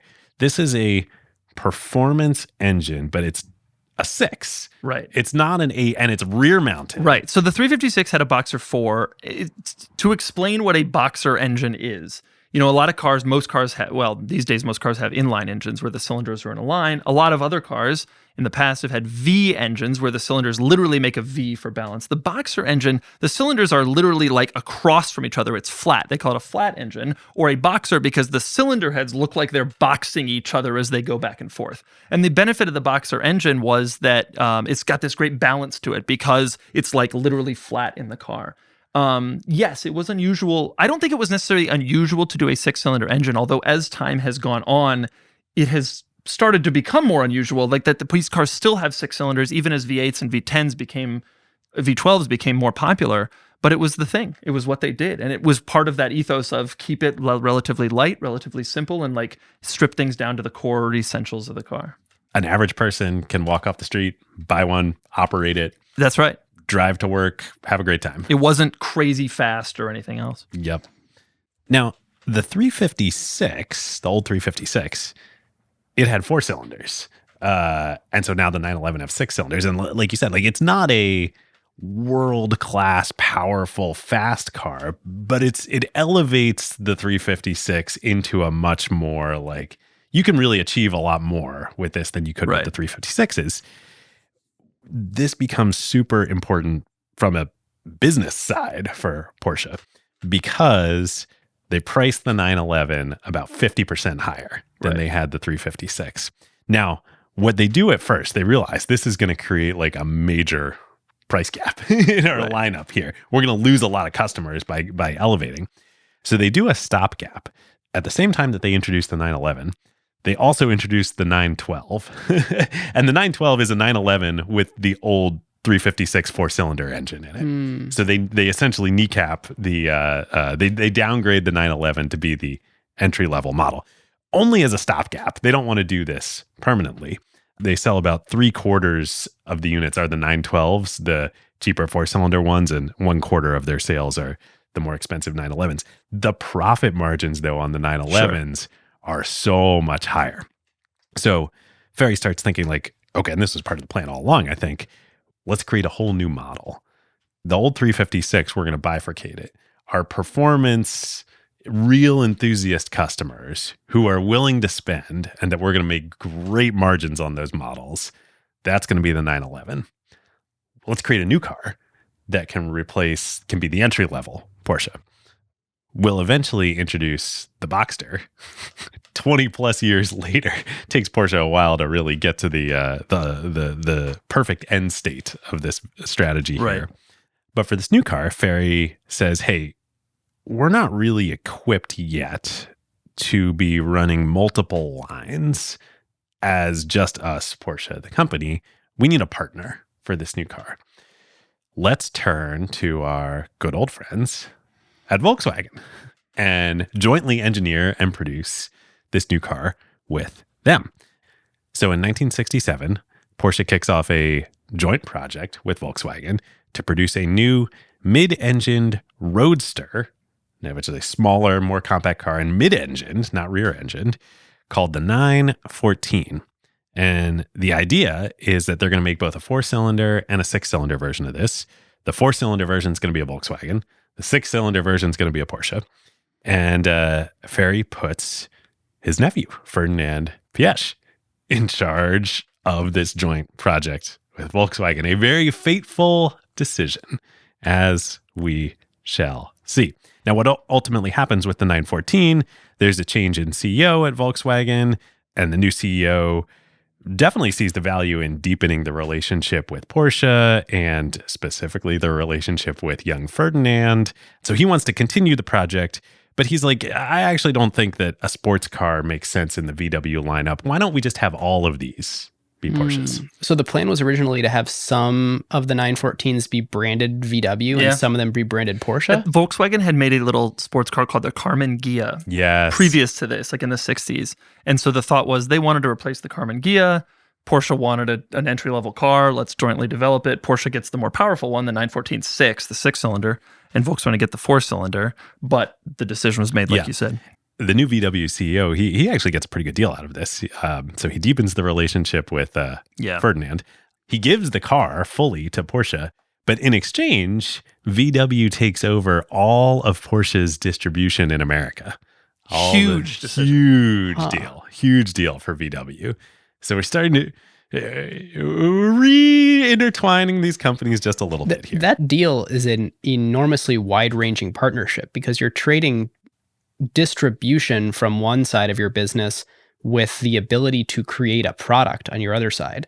I mean, it's basically merging the companies because it's so massively intertwined now in this partnership where it's not like, oh yeah, we partner with them on this one small little thing. It's like, no, our car that we expect to sell more of than any other car is made by this other company. Meanwhile, on the VW side of things, it's like America, the most important and largest growing car market in the world, we now own the distribution for Porsche. Like this, even if it's not structured this way, this is a merger. Well, if history were a straight line, what you were saying would come to pass. Unfortunately, it's not a straight line, or fortunately for drama on our show. So you're absolutely right. The 914 goes on to be a huge success, sells way more units than the 911, which was the whole strategy. Porsche's cool with this. They're like, great, we're making our profits on the more expensive 911. We've segmented out our market. The 914 is the entry-level Porsche, sells 100,000 units in the 8 years that it's on the market. And I think it really shows, and Doug, you can comment on this, there is also a market for mid-engine roadsters. I mean, including the one sitting behind us, regardless of price. Like these are pretty amazing sports cars. Yeah, Porsches previous to this had all been rear engines, the 911, the 356. And so this was a mid-engine, which was starting to really take hold in the car world as the right design, because the engine in the middle is really the perfect balance. You kind of can put the engine right in the center of the car, and it gives you like perfect weight distribution. When I always talk about sports cars, in my mind, like God intended sports cars to be mid-engined. That's how it's more difficult. The engineering is more difficult than front engine, but that's how it should. And rear engine is just insane. But Porsche made it work. They've always been great at that. But mid-engine is how it should be. And when you say mid, this basically means that it's still obviously behind where the passengers sit, but in front of the rear axle? In this case, now there are technical mid-engine cars where the engine's in the front, but behind the front axle. But most people, when referring to a mid-engine car, are talking about a car that has the engine between the passenger compartment and the rear axle. Yeah. I think you have a video where you say the Cayman GT4 RS, which is the Cayman and the Boxster, or the same, it's the same lineage we're talking about here, is the best modern Porsche. Yeah, I feel that way. But it's controversial because the 911 is the Porsche. But don't hate us in the comments. Yeah, I don't know, Doug. I feel like I've seen multiple the best on your channel. Oh, every car is the best when it comes out, and then it's superseded by the next best. There you go. One of the differences between YouTube and podcast world is titles and SEO is really important in the YouTube world, right? Very, very. And I don't even take advantage of it as much as some of my colleagues. Wow. And so while we're on this topic here of engines, I got to imagine this is one of just the huge sea changes that is coming with electrification of performance cars, right? Like, yeah, a whole different set of calculus. Like, it doesn't matter. There's no engine anymore. Yeah, although you still, even in electric cars, for a performance electric car, you still want the weight to be as close to the middle of the car as possible for a similar reason, honestly. But the engine component and all that other stuff, boxer, doesn't matter. It doesn't. It's gone. It's gone. Okay, so a minute ago, Ben, you said like, oh, this naturally would lead to a merging of, VW and Porsche. And I was like, well, so this was in the late 60s when the 914 launches. As we head into the 70s, the oil crisis happens in the 70s and sports cars become less of a thing. People are really worried about this. This is like a challenge to Porsche. It's particularly a real challenge to the 914. Interestingly, 911 sales stay relatively robust throughout the 70s because it's a luxury good, right? Like just like in any recession and even like sector targeted ones like the oil crisis and the auto industry, for true luxury goods, like those people, like the market for that is very resilient. The 914 though, very different story. So as we head into the mid 70s, even though it was a very successful car and project for Porsche as a whole, it starts becoming a real money loser. So this creates a lot of tension in the company. This is kind of a backdrop of stress to another family dynamic that's emerging, which is you've got these two Ferdinand grandsons that are kind of starting to vie for control of the company. You know, they're now, gosh, I don't know, probably in their 30s, maybe entering their 40s. Ferry's getting older here. Like, who's going to take over the company? We've got succession vibes here. On the one side, you've got Bootsy Ferdinand Porsche. He's got the name. He's Ferry's son. And he's a great designer. I mean, he designed the 911, maybe the most iconic car design ever. And this is German Ferdinand. This is German Ferdinand. Working, actually producing the cars. But the other Ferdinand, the son of Louise and Anton, was hired by the German company also. So he's also working for them. He's hopped over. He's, you know, on the one hand, kind of like this dark horse kid, right? He's the Austrian side of the family. You know, you've got the car dealership business, blah, blah, blah. Right, do that. But he's also proved himself as like an incredible engineer, executive. He was in charge of this 914 project. He managed it with Volkswagen. That was an incredibly successful car until the oil crisis, et cetera, et cetera. So he's like, yo, this should be my company. Tensions, of course, start to rise. And something pretty incredible happens. You know, we've come across on the show, there are lots of stories out there of family businesses in succession and how all this happens. I don't think there's another case of anything going down like this that I've ever heard of. So in the fall of 1970, Ferry and Louise together call a joint family summit. They're like, we're going to settle things. And I don't know, I'm speculating here, but I suspect Ferry and Louise didn't have a lot of acrimony over it. I mean, they're brother and sister. And Louise had her company, Ferry had his company. And they're both making a lot of money. They're both making a lot of money. Everybody's happy. This is between the children here. So they call a family summit. At the end of it, they come to a very, very surprising decision. They don't decide that one Ferdinand or the other is going to take over. Instead, they make the call that the families are going to completely and jointly exit operating the business. Everybody out of the pool. Not the two Ferdinands, gone. What? Ferry himself, who's running the company. Ferdinand's long dead at this point, the original Ferdinand. They're going to continue owning the company, but they will no longer manage the company. They will no longer operate the company. They will no longer design cars. They will no longer make product decisions. Frankly, this is just insane. I mean, because it's not like, it'd be one thing if they were like, oh, you know, we're really not that good at this. Like, we should hire a professional man. These are generational talents in the car industry. And the best solution they can come up with is, you know what? We're all done here. This is crazy. I would be so fascinated to get video footage of what actually went down in that room and the logic that they could walk themselves through to this is actually the best outcome. There's some direct quotes from a lot of them in Excellence Was Expected. And like, as you can imagine, it's a very delicate topic. And they're also German. So like they're very, you know, prim and proper. But I think Ferry, he basically admits, he's like, yeah, there probably was a better solution to this. But like, it did mean that we could kind of reunite as a family. And like, I think he said something like, there were still tensions, but we could go to each other's birthdays again, you know, something like that. So, I mean, I guess in that, you know, if you value family above all else, maybe crazy it is irrational. It's crazy. It's especially crazy decision because, like you said, they were killing it. They were the best. It had been a family business until this point, and it had been a very successful one because of the efforts of the family. And especially, you got Ferdinand Piëch. Now, looking back on this, we know what happens to Ferdinand Piëch, which we'll get to. But you've got him on this up-and-coming track where he's so legit. Oh, my God. And he must have been so pissed. It's like, no, you're out. Crazy. I mean, he definitely was so pissed. So let's talk about what happens here. Bootsy, he goes off and he founds Porsche Design. So there exists there's like Porsche sunglasses out there. You can buy Porsche designed laptops, like all this stuff. That's him. That's a totally new company that he started. It has now been reabsorbed into the broader Porsche conglomerate. But that was started, right? He was like, all right, great. I want to be a designer. That's the path that he goes down. The same thing happened in the Gucci family for anyone who's seen the Gucci movie with Adam Driver. There's sort of a family member who wanders off and does some like effectively like brand licensing. He's like, I'm going to take the family name and make some money off it. Yeah. Which is obviously what was happening here. I think he also was a very talented, I mean, he designed the 911 for God's sakes. Right. Like he's talented, but yes, trading on the name here. The other Ferdinand, Piëch. This guy, oh my God, he's a G. So at first, he's like, I imagine inspired by his grandfather, he's like, I'm going to go start my own engineering consulting company and consult for other car companies. He does do that for a little bit.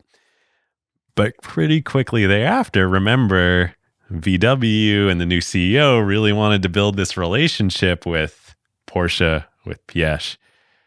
He gets recruited to come in and take over Audi for VW. I don't think I think he enters working within Audi, but then very quickly becomes the head of the Audi brand for Volkswagen. And Doug, at this point in history, what does the Volkswagen group own brand-wise? Yeah, that's an interesting question. The brands that we know, I think it was just Volkswagen and Audi. And Audi had been a separate company. Audi had been a separate company, and it's also important contextually here to make one really important point about Piëch and Audi.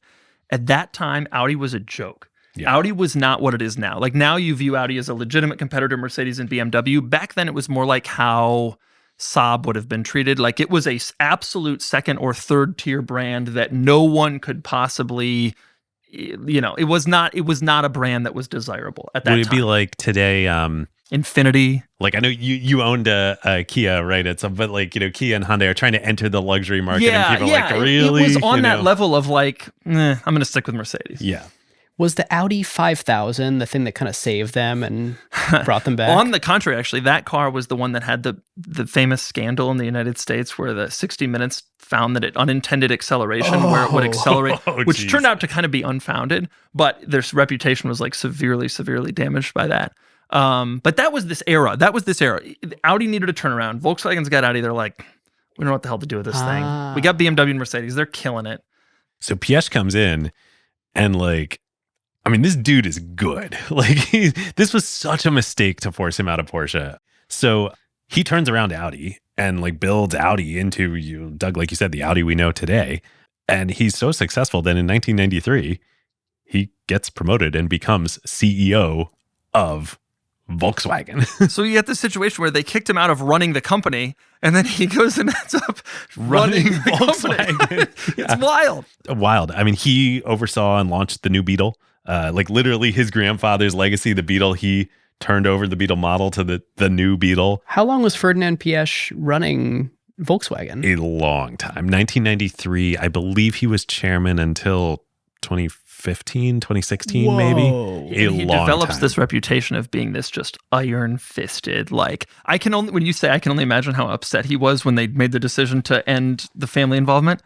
He has this rep of being like incredibly angry and everything must be to his standard. And so I can only imagine how angry he was. He also, he had 13 children by, I think, 4 different women. He had a lot of kids. He was that typical, how you think of like a German industrialist. Yeah. Around this time, Volkswagen started really gaining a lot of brands. So in the late 90s, they bought Lamborghini. They owned 2 Europe-only brands, one for like Spain and one for like Eastern Europe. And they repurchased the rights to the Bugatti name, which had gone to an Italian company. And they brought it back to France where it was like initially existing. Yeah, restarted. I mean, Doug, you kind of said, but to put a bow on it, of what a baller Piëch was. In 1999, the Global Automotive Elections Foundation, they award him the car executive of the century. And by the way, that's like uncontested. In the car world, Ferdinand Piëch is looked at as like exactly what you're saying. The guy. Everybody knows his impact. Everybody knows how effective he was. And the family's Porsche is just like, yeah, no, you got to get out of here. Unbelievable. Maybe he wouldn't have had the motivation to do, who knows? Just wild. But Volkswagen, much bigger company than Porsche. Right? Yeah. Like he got kicked out of his own company, so he went and ran a much bigger one that competes with it. And then he grew even bigger. Yeah. Wow. So back to the Porsche side, this decision was just really not good. Really not good. So the first CEO who comes in, the first professional manager CEO, actually is somebody who has been with the company for a long time. Ernst Fuhrmann becomes the first non-family member CEO of Porsche. He was actually part of the original elite engineering crew back in the sawmill in Gmünd, so he has a long history with the company. Unfortunately, he was probably a better engineer than a manager, though. His first move is to scrap the 914 and instead introduce the 924. The 924 was another joint project between VW and Porsche. The problem with the 924, I think it actually was a decent car. Doug, you actually reviewed a 944 recently, which is the kind of next iteration of it. I think you can say, I think it was a good car, but it's not a Porsche. It's a front-engined, water-cooled, like... It suffered from that stigma for sure. The saving grace was it was actually a pretty good car to drive. And so over the years, and even at the time, it was kind of accepted as, hey, we all get that it came from a Volkswagen, but so did the beloved 914, and it drives pretty well. Yeah. So like people were like, yeah, we'll take this as the entry Porsche of the time. But it wasn't a 911. It wasn't a 911, and it wasn't a 914 either, really. No. Like, it was a totally different thing. Yeah, the 914 was a small, lightweight, compact roadster, removable top. The 924 was definitely a different kind of situation. So Fuhrmann had a quote on it when kind of asked about like, what is this? He says, the 924 is aimed at new clients who either can't afford a 911 or are not necessarily looking for the performance of a 911. Oof. I mean, I guess that's true, right? And that's also true of the 914, but like, can that's you come not up the with right something... way you want to position your brand. Right, it's the quiet part loud kind of. Yeah, Can you come up with something that is not using the word "not" to describe who wants it? Like, how about you say who would want it? Yeah, right. This is for the poor customers. right. And again, but also it's just like in the whole philosophy of it, it's not a Porsche. Even more concerning is the 928. So Fuhrmann makes a decision as the new CEO of the company that it's time to replace the 911.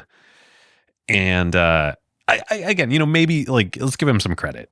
This is the 70s. The oil crisis is going on. Like, there's safety regulations. This is post Ralph Nader and unsafe at any speeds. Like, it's maybe reasonable to think that a rear engine sports car isn't like a great strategy to be pursuing here. And unsafe at any speeds, that was like a federal report that came out that said, like, basically all cars on the market are unbelievably unsafe, and our citizens should not be driving around in them. And so all cars need to change. And regulations started to really show up in this time period. That in the car world, the 60s are kind of viewed as like the last bastion of just like anything goes. And some very special cars came out of that era. And the 70s, everything started to get... The oil crisis was a big factor because that started to screw with emissions. And then you had all these regulations about bumpers and safety and seatbelts that, were very important and beneficial. But at the time, it was like, oh, they're killing our fun. It is astonishing how much safer cars have gotten. I mean, astonishing. You look at these like cute old Porsches, they're so much smaller. Right. And you look at the big ones today and you can lament, oh, cars have gotten so big. But cars have also gotten so much safer. Far. And they're faster than they were back then. So it's kind of the best of all worlds. And in most cases, they're more efficient also. Totally. So in 1978, Fuhrmann introduces the Porsche 928 with the stated intention that this is going to eventually replace the 911.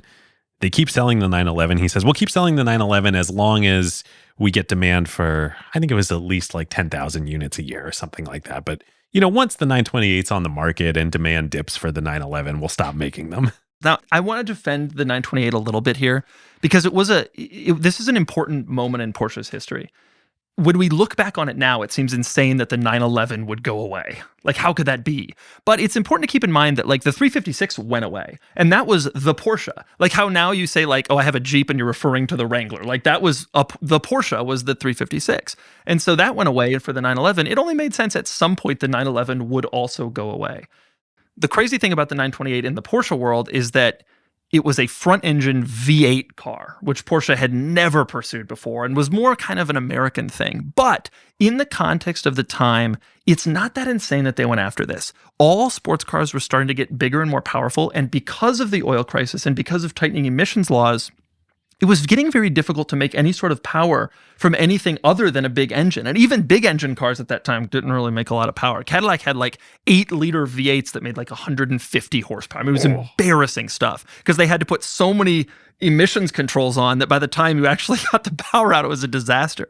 So it didn't seem that insane. And the Jaguar E-Type had just been replaced. That was the big competitor. It was another sports car. That had been replaced by the XJS, which was now a V8, comfortable automatic transmission car. Mercedes-Benz did the same thing with the SL class. It went from like a little fun sports car like the 911 to a big V8 kind of relaxed leather luxury cruiser, that sort of thing. And so it made sense that Porsche would maybe want to head in that direction also and start thinking about moving past the 911 just as they had moved past the 356, 20 years before. There was some sense to it.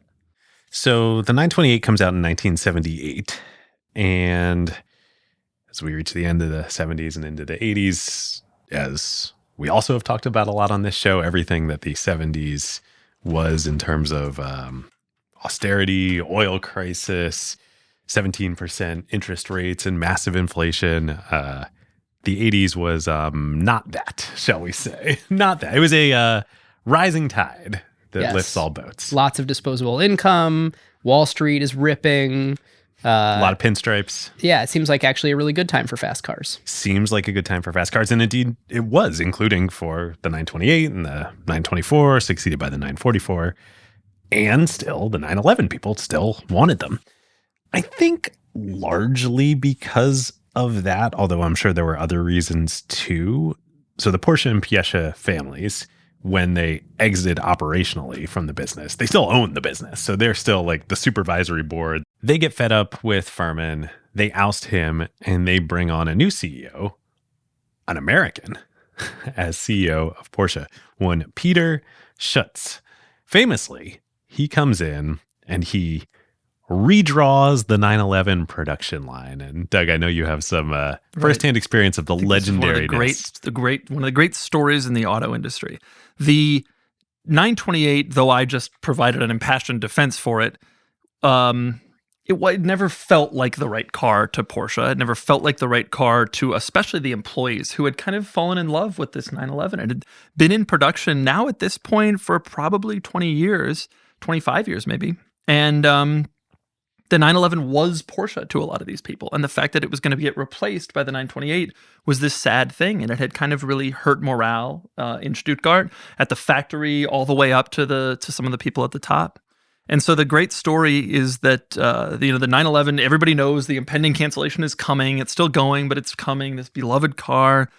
And so Peter Schutz, the American CEO, is sitting in the office of Helmut Bott, who's the chief of engineering for Porsche. And there's a line on the wall that shows where all the products stop and start and the timeline.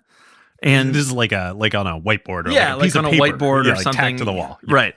And so they're sitting there talking about it. They know that morale is low. They know that the company wants to keep the 911, even though it should be replaced because it's old. That's the thinking of the people. And that's what was said. Like there's a thing in German culture where like when something has been decided, it's been decided. An edict has been given and the car's out. I mean, the 928 is on sale. Like it has shown up to replace the 911 in the spirit of these other cars of the time. The V8 front engine, it made sense. It was what they were going to do.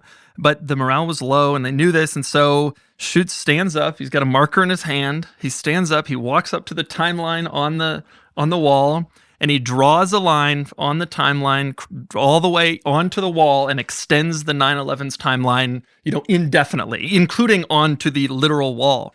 Now, this story, of course, is like the stuff of legend in Porsche, like Peter Schutz, the American CEO, saving the 911 in this moment. And a lot of talk about whether this actually happened. Like, did he actually just draw the line and make the complete 180 in decision? This would be a good story to invent if you needed a morale boosting. Right, especially if you're trying to like boost the reputation of the CEO among the workers. He drew the line, right? And there's a perfect line which is Schutz just looks over at the chief of engineering and goes, "Do we understand each other?" Right. And then he walks out. I always wondered if the story was true. I worked at Porsche 10 years ago and had become friends with Porsche's general counsel in North America. When Peter Schutz retired, he moved to Naples, Florida, and the general counsel at Porsche and Peter Schutz were neighbors in their homes in Naples. And one day he went over to his house and asked him, is the story real? Did it happen? And apparently Schutz said, not only did it happen, but Helmut Bott was grinning like the Cheshire Cat when I drew that line. Like it was like this moment, like we're going to do this. And it like really, apparently really, in his words, it really actually was a true story. Wow. That's so great. That's awesome to get that validation, because there's so many of these stories that we Right. tell on the show where we're like, this is probably apocryphal and there's really no way to verify it. Now, of course, if you're Schutz, you'd want to tell the story because it's become so famous. But, from like his it mouth probably at did least, happen. the story is real. It's a great story. Yeah. Literally, he extended the line Right. of the production line Right. onto the wall. Right. So do they keep making both cars? Yeah.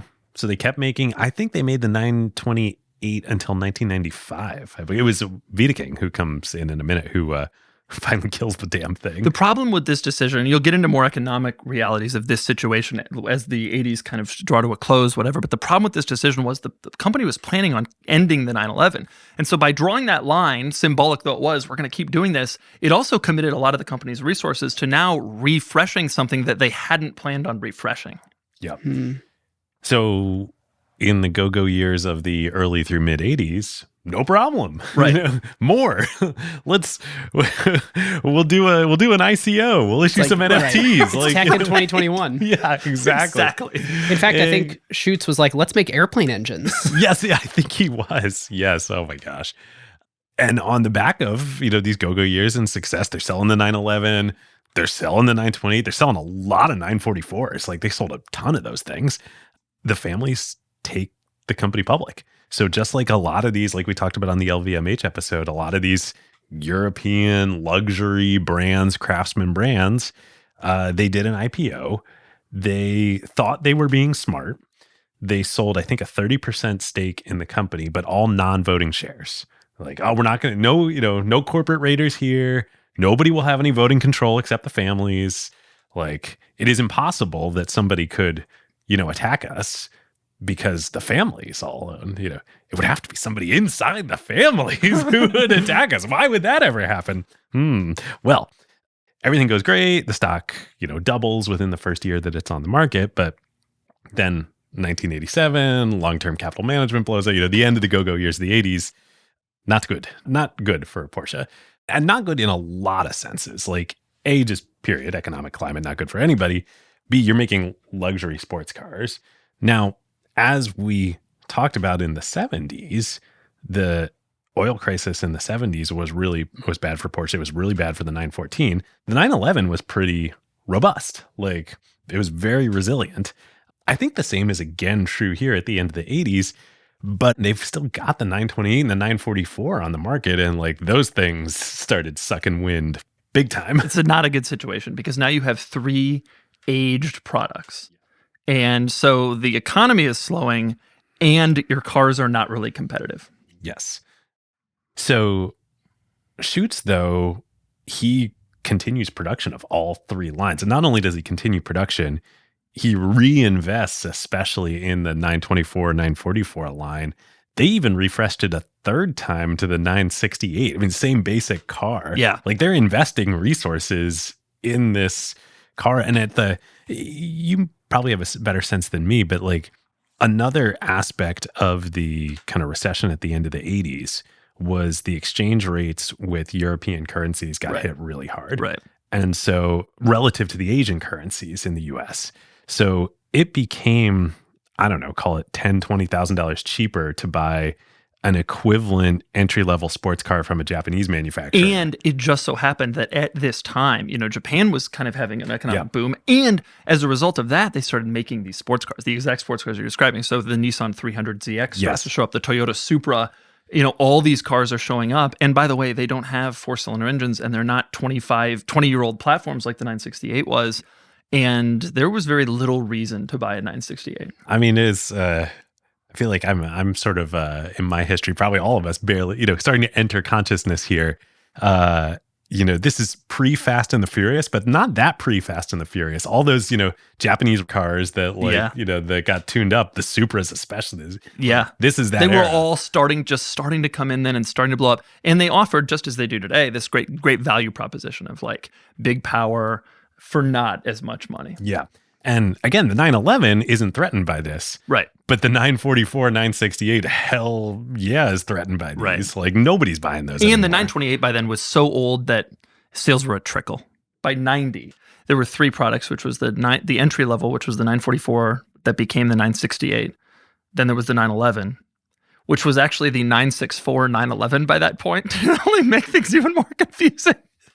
And then there was the 928, which was the front engine V8, like flagship car. That nobody wanted. So they literally only made 3 cars, and they were all 3 number 9 cars. It was a complete disaster. I mean, Porsche's never named cars well, even now. But like, yeah, at the time you had to like speak the language. You had to like, and by the way, the 911s all said Carrera on the back. So everybody's like, what the hell's a 911? You know, is this a 911? Why does it say Carrera? It never made any sense. And all Carreras are 911s, but all 911s are not Carreras today. That has changed over the years. Then there was a trim level of the 924 called the Carrera. It was actually called the Carrera GT, which they later named this car. Right. None of it was all confusing. No, you had to be like a German who was into this stuff to like figure out the precision level with which it made sense. Huh. So as all this happens, Porsche is now a public company. The stock price starts to decline precipitously. And they floated 30% of it. They floated 30%. Now, no voting control. Yep. But the company, they're really like cresting the treetops here as they're, beginning their descent. At one point, Porsche's market cap was less than 400 million euros. Crazy to imagine. Like almost zero. And I believe also at that time, they didn't have any debt. So like truly like the markets believed that Porsche was worth nothing. It wasn't like, oh, there's value here, but there's a big debt burden on the company. It was an unbelievably difficult time. And it's kind of funny to think about because now people think of Porsche as Porsche. Like this crazy company. It's one of the hottest brands, like you said, probably one of the most valuable brands. And it's only 30 years later. Only 30 years later. It was dire straits. I pulled up the US sales figures for Porsche from this era, which is just so insane to me. They dipped in 91, 92 to 4,100 units. That was worse than 1965 sales. They had routinely sold between 13 and 30,000 cars a year throughout the 60s, 70s, 80s. 13 and 30,000. And in the US at 92, they dipped to 4,100 cars. That was the level that we were talking about. It was complete dire straits. So even though the public doesn't have any voting control, everybody starts to think the only thing that can happen here is this company's going to get bought out.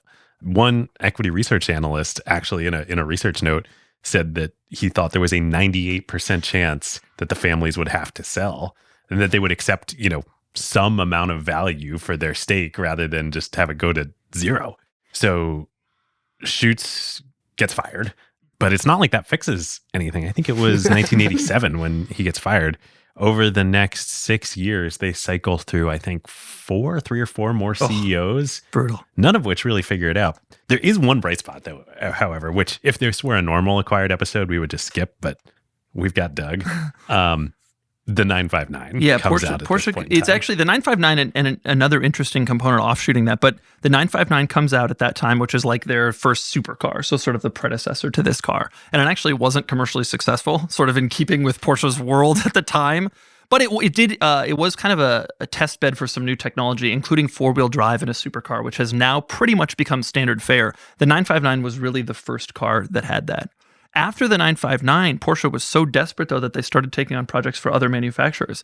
And so it's known in the car world, but not as much in the general world. Porsche built a Mercedes-Benz, which was called the 500e. It was a midsize sedan. Mercedes didn't have the capacity or didn't really want to do it. Oh, so they built a sedan for Mercedes. That's in the Porsche factory in Zuffenhausen, in Stuttgart. Who designed it? It was a Mercedes car. So it was a Mercedes E-Class, like a regular Mercedes sedan, but with a larger engine. And Mercedes felt that having Porsche involved would give it some sports car credibility. Porsche literally produced the car. And then Audi did the exact same thing. Audi needed more credibility because they were still kind of a fledgling luxury car brand. They wanted to get into the sports realm because that's where a lot of money was being made. And so Audi came to Porsche and said, can you help us develop a car? And it was called the RS2. And I actually had one and just sold it last year.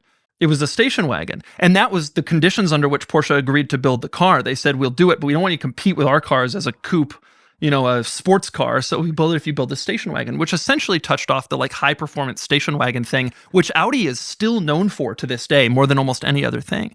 But Porsche was so desperate, they even allowed Audi to license their name and put it on those cars. So the RS2 had Porsche brakes, they're branded Porsche. The Porsche logo appears in the badge like the literal emblem on the side of the car, Porsche was just like, yeah, fine, because it literally kept the lights on in Stuttgart. It's Zuffenhausen. So when you they're say just mortgaging the brand. they were desperate, they were completely desperate. So when you mentioned like the Porsche Mercedes-Benz relationship, that 500e was an interesting thing because around Porsche at the time, there were a lot of ways that it could have gone totally wrong.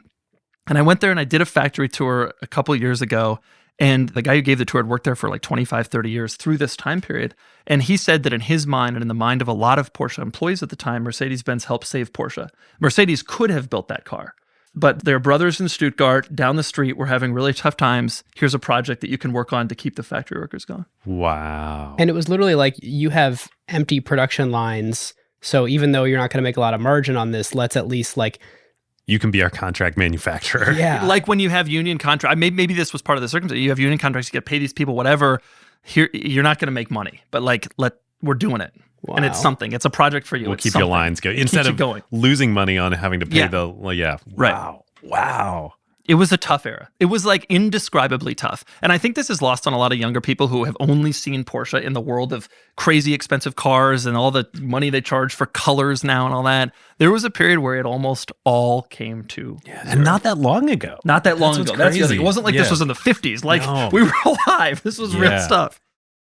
All right, listeners, our next sponsor is one of our favorite companies, Vanta. And on the last couple episodes of the season here, we have something very new from them to share. Of course, you know Vanta enables companies to generate more revenue by getting their compliance certifications. That's SOC 2, ISO 27001. But the thing that we want to share now is Vanta has grown to become the best security compliance platform as you hit hypergrowth and scale into a larger enterprise. It's kind of wild. When we first started working with Vanta and met Christina, my gosh, they had like a couple hundred customers, maybe. Now they've got 5,000, some of the largest companies out there. It's awesome. Yeah, and they offer a tremendous amount of customization now for more complex security needs. So if you're a larger company and in the past you showed Vanta to your compliance department, you might have heard something like, oh, well, we've already got a compliance process in place and we can't integrate this new thing. But now, even if you already have a SOC 2, Vanta makes maintaining your compliance even more efficient and robust.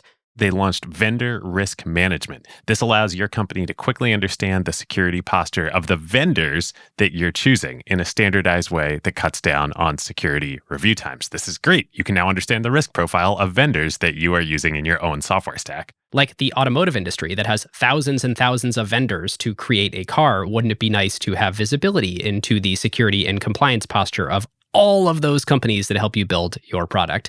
That is what Vanta does. And then on the customization front, they now also enable custom frameworks built around your controls and policies. That's new and super important for large companies. Of course, that's in addition to the fact that with Vanta, you don't just become compliant once, you stay compliant with real-time data pulled from all of your systems, now all of your partners' systems, and you get a trust report page to prove it to your customers. So whether you're an early startup or a large enterprise, demonstrating trust with Vanta is a no-brainer. And now we have a new offer from them for the first time in the company's history. If you click the link in the show notes here or go to vanta.com/acquired, you can get a free trial. And if you decide you love it, you will also get $1,000 off when you become a paying customer, since Vanta loves acquired. Make sure you go to vanta.com/acquired. So David, this thing that Doug just referenced to me, the money they charge for colors, you can do a thing today where you go to buy a Porsche and their online configurator, and they have the paint from every single Porsche ever produced in history. And so you're like, there was really something about this particular 911 in this year. I really loved this paint. You can pay them something like $15,000 for your Porsche to be in that particular It's color. like a library wine. Yes, that's exactly it. Imagine the Porsche of the 80s, early 90s, like commanding that kind of, it would never have happened. But now the brand has changed so much that like 15 grand for a color, people are like falling all over themselves to do it. Yeah, why not? The other thing that it's emblematic of, which I think we haven't really talked about yet, of what makes Porsche special, is this unbelievable heritage. Like the design language that they use, what the 911 is. You mentioned earlier, they don't really change it that much from, generation to generation. There's this sort of obsession with put something out there and then spend years and years and years, tiny little tweaks and refinements, making it the like platonic form of what it can be. And there's this like obsession with, if you loved Porsche in any given year, we want to make sure that we keep you along for the ride and you can continue to love us today. Right. If you as a child wanted a 911, guess what? It's still around. It still looks about the same, and it's still the same level of desirability that you wanted back then. It's so funny. I feel like the sales cycle for a 911 has got to be 40 or 50 years, right? Like kids fall in love and then you can't really buy one until you're in your 40s or 50s, right? It was always a weird aspect of the brand that like you actually weren't necessarily only marketing to like adults. You also had to market to like people who would cultivate this passion that you knew that would become a thing later when you weren't even an executive or you weren't even working there. But like that's part of the brand, is like hooking people young and making them feel like this is a cool thing. So Doug, this thing that we're talking about, this idea that if you loved Porsche ever, we want to deliver on that promise today. Do you feel like that consistency has been there since the very beginning, or do you feel like that's something they learned in their like rise from the ashes after this 80s That's period? a good question, but you have to assume they didn't expect, in 1948 that they would ever even be in the position to deliver that, right? In 1950s. Also, like you said, I hadn't quite thought about, but I was planning to tell this story of like, oh my God, Fuhrmann wanted to kill the 911. What a dumb idea. But it was like natural. They killed Right, the at that 356. time, the natural thing would have been to kill the 911. Looking back on it, it's insane. But at that time, it seemed like, now all these icons have emerged and all this lore has emerged over the years. But when you really think about, you put yourself in the perspective of those eras. Okay, so Porsche's in this tailspin. The two eras that happen next are both equally amazing. So in 1993, a guy named Wiedeking gets appointed as the CEO.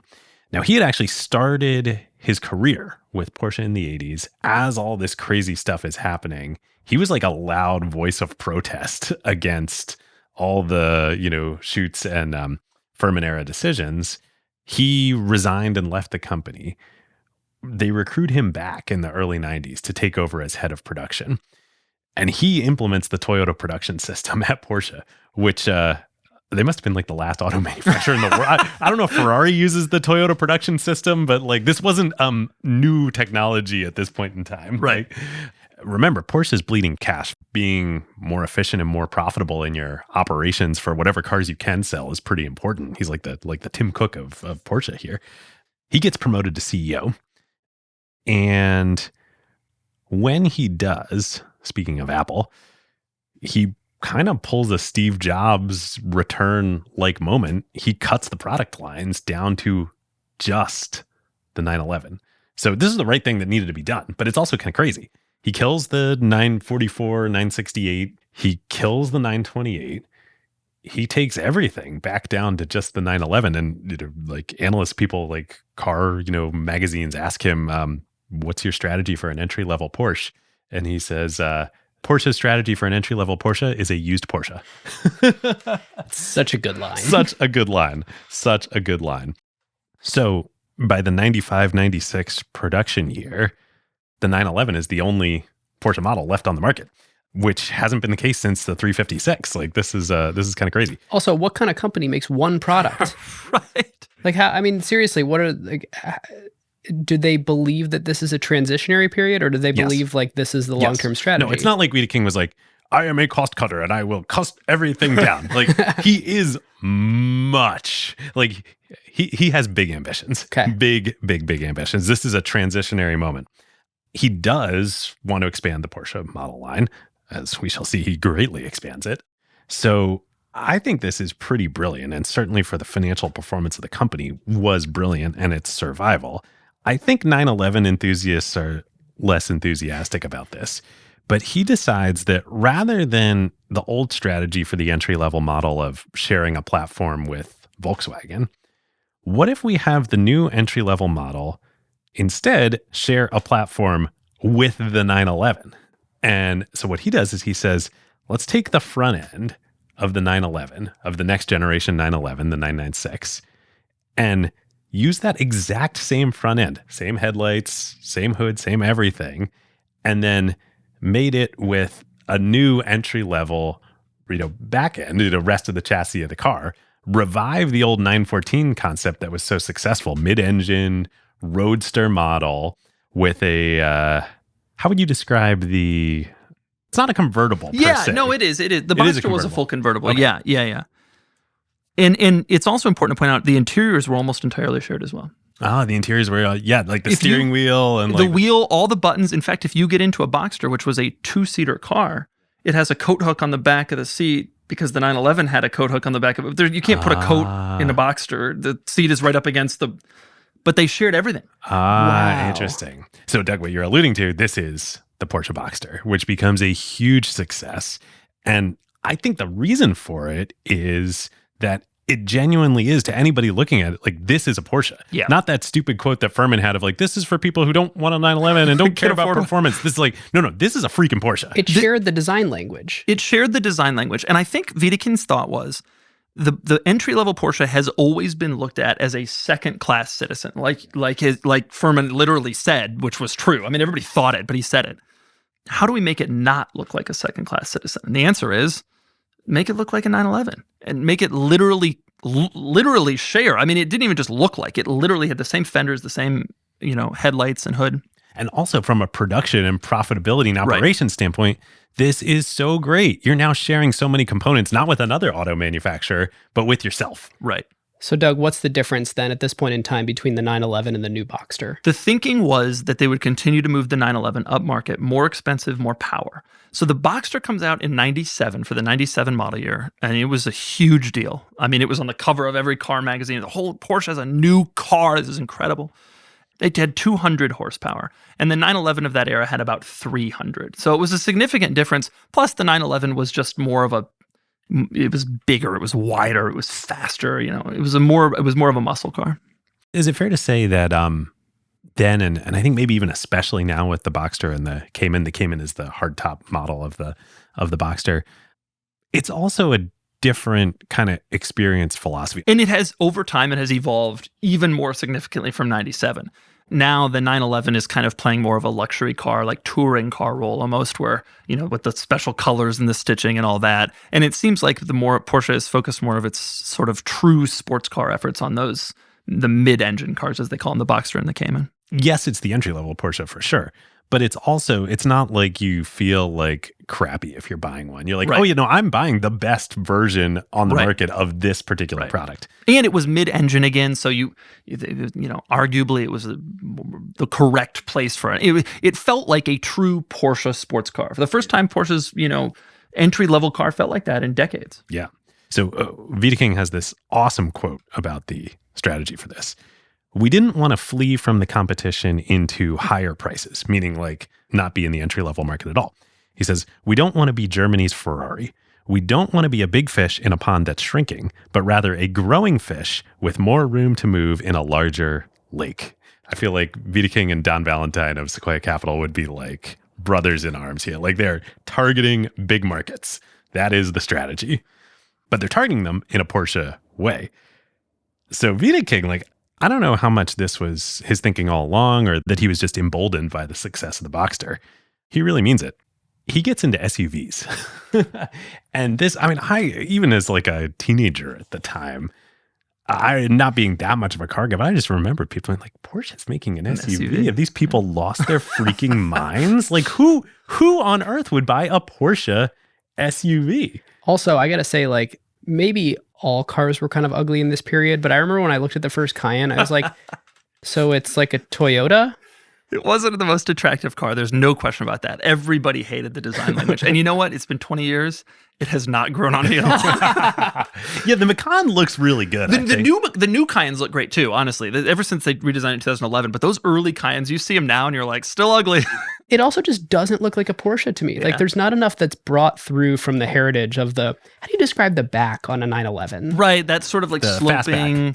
What happened was the Cayenne was an interesting situation because Porsche was kind of a first mover. They weren't exactly. Mercedes came out with a SUV first for the 1998 model year called the M-Class, which was a revolution. And they built it in America, which was a really big revolution. BMW came out the X5 in 2000, and that was also a revolution. The M-Class, Mercedes never had the sporty pretense that BMW did, so that car was just for suburban families. The BMW X5 actually had to be sporty, and it was like, oh, so not only can luxury brands build SUVs, but they're sporty. So Porsche comes out in 03. I mean, they beat Audi. Audi didn't come out in an SUV till 07. Porsche was there, like early. So, but the problem was Porsche had no clue. Because they were early, they had no clue what to do.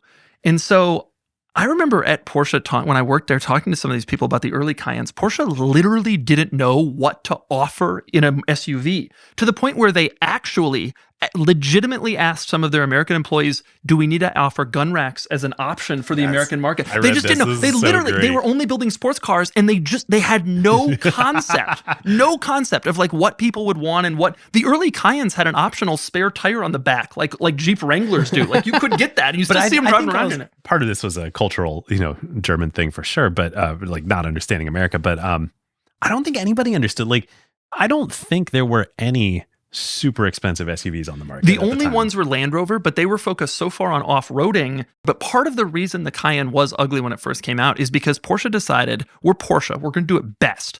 And so they come out with an SUV that is both amazing on-road and off-road. And the early Cayennes actually have an unbelievable off-road capability. They have a 2-speed transfer case. They can go high-low gearing off-road. They have air suspension that can lift them up and lower them. They had all this off-road hardware that, like, you would never put in a luxury performance SUV now. But because Porsche didn't know what customers would want, they decided to give them everything. And so the result was, it was a big, bulky, heavy car to carry all this hardware. And so it looked, it just wasn't, it wasn't executed that well from a styling perspective. But from every other perspective, it was a hit. Yeah, I think a few things to say about it. There wasn't anything else that was like I can spend $100,000 on an SUV. Right. This was before the days of an Escalade even. Cayenne came out in 03. Escalade came out in 99. So it was the Escalade was Escalades were like 40, 50 grand, right? And they were just, at that time, they were just Tahoes that looked nice. Like now Escalade has become a real thing. But at that time, it wasn't. Porsche was really pushing into some new territory. Yeah. Like it was a crazy decision. And SUVs were becoming so important in America. I think there were just like a lot of wealthy people out there and a lot of status focused people that were like, yeah, there's an SUV I can spend $100,000 on. Like, boom. Hell yeah, take my money. And also there's a practicality of, I kind of need a minivan, but I don't want to drive a minivan.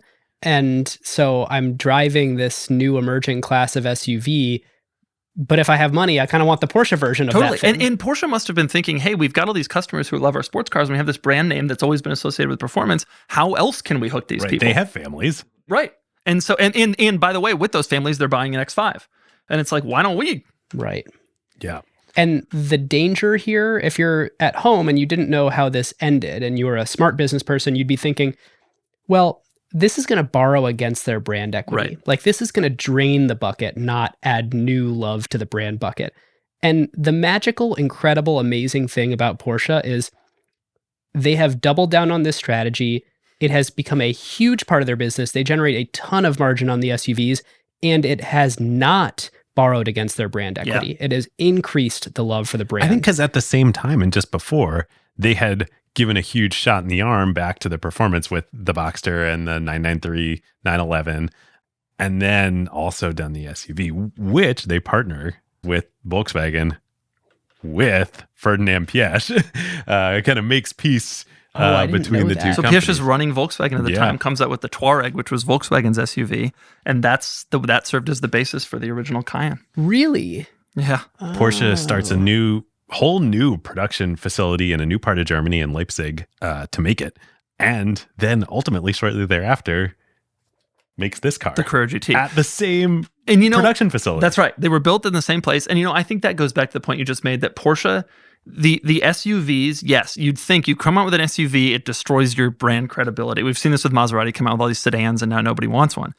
But Porsche always made sure to be making other cool stuff and to keep coming out with other cool stuff, reinvest in the performance, like you said. And so they used this new factory that Cayenne was built in to also create this supercar.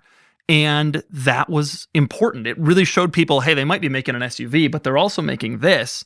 So they're legit. For they're people who still are just listening to the audio, this is the Carrera GT sitting behind us. the Carrera GT. So, okay, we've alluded to this amazing machine behind us. Like, what is this thing? The Carrera GT, in my mind, is the greatest driving car ever built. And a lot of people actually say that. It's not objective by any means, but a lot of people who have driven, this and a lot of other cars feel that way about this car. It was a true analog supercar, which means manual transmission. There's very few driver aids in this car. Like you'd get in a modern car, stability control, traction control, that sort of stuff is either non-existent or heavily dialed down. Full carbon fiber body, like no expense was spared, basically. And the coolest part was that the powertrain, which is a big V10, was shared with, initially it was developed for Formula One racing, and then it was evolved to Le Mans racing. And in neither cases did it ever actually see the light of day. They created a Formula One engine. It didn't work out. It's a little bit like the original 911 engine that Ferdinand Piëch designed for racing, but then only made it into the... Right. That's exactly like that. The crazier thing here, though, being in that time you could do that because there were no emissions regulations. The concept of taking a race car engine today and putting it into a road car is just non-existent. Like to get a Le Mans or Formula One engine homologated for road use is just like mind-blowing. So that's the cool thing. And this car has... it originally came out, in this era and was thought of as cool and special and whatever, but its legend has sort of grown since then as sports cars have moved away from some of the things that made this car so special, specifically this analog feel. All exotic cars now are automatics and hybrids and all that sort of thing. And this was kind of the end of the end. My sense is this car, too, has a reputation, partly because Paul Walker died in it, of like, unlike a lot of Porsches and the 911, like, this is something that you need to really know what you're doing to operate this thing. You can't, if you let it get away from you, it'll kill you. Yeah, it has a reputation for being difficult to drive, which I think is somewhat unfounded, but also, especially by modern standards, cars have gotten so much more powerful than this. A new Audi RS3, which is just an high-performance Audi sedan that you can buy for $65,000, $70,000, it's faster than this car 0 to 60. It's not that crazy by modern standards, but at the time, it certainly was something. Yeah. But I guess today cars, there's so much stuff, technology in cars that is designed to keep you from doing stupid stuff. And this car was kind of the end of that era. And I think that's why it's so special. It was like the last of these cars that really you could get into trouble. And Paul Walker died in one. And there were some other deaths too that weren't quite as high profile, but there were some serious accidents and some people died in them and maybe still will. It's still out there and it's still a dangerous car. The weirdest thing about high-end cars that have lore associated with them is typically when someone high profile dies in it, the value goes up. Right. It's like an artist. It's like paintings. Yeah. I think that car people had always known the car had kind of this reputation. There were lawsuits against Porsche about this. Porsche got sued. Yeah. It went to jury trial. Porsche was found liable, at least partially liable. Wow. And that's a big deal if you're an automaker because they got 1,300 of these out there. Right. They find liable. Because production was, and this is the value of the car now. Production was initially intended to be higher than it ended up being. They stopped it early, and so they had some weird issues happen. There was a changing regulation that forced them to build a lot of them sooner than they thought, so they ended up flooding dealerships with them earlier than they expected to, and the car didn't sell well when it first came out. The sticker price was $440,000, and they dropped fast. You could get them in 08, 07, 08, you could get them for $250 all day long. And now you can't. They don't exist under $1 million. It's a crazy thing. Wow! Should have all invested in Carrera GTs. Could have bought Apple stock or Carrera GT. Carrera GT would be a lot more fun to own than. You probably don't need 7 of them or whatever. Yeah, right. But it would have. They all completely took off. Wow! It's funny. I thought that this, was going to be a fun little digression about the Carrera GT, but I realize now actually this is a super important point to the business history.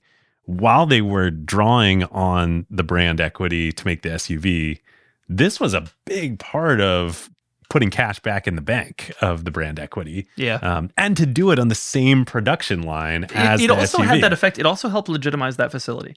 Because up until that point, except for the ones built in Austria, all of the Porsches had been built in Stuttgart, in Zuffenhausen, in that factory, that same factory for all these years. And so this car helped legitimize, we might be making a factory in East Germany where we're building SUVs, but we're not straying too far. We're still doing our thing.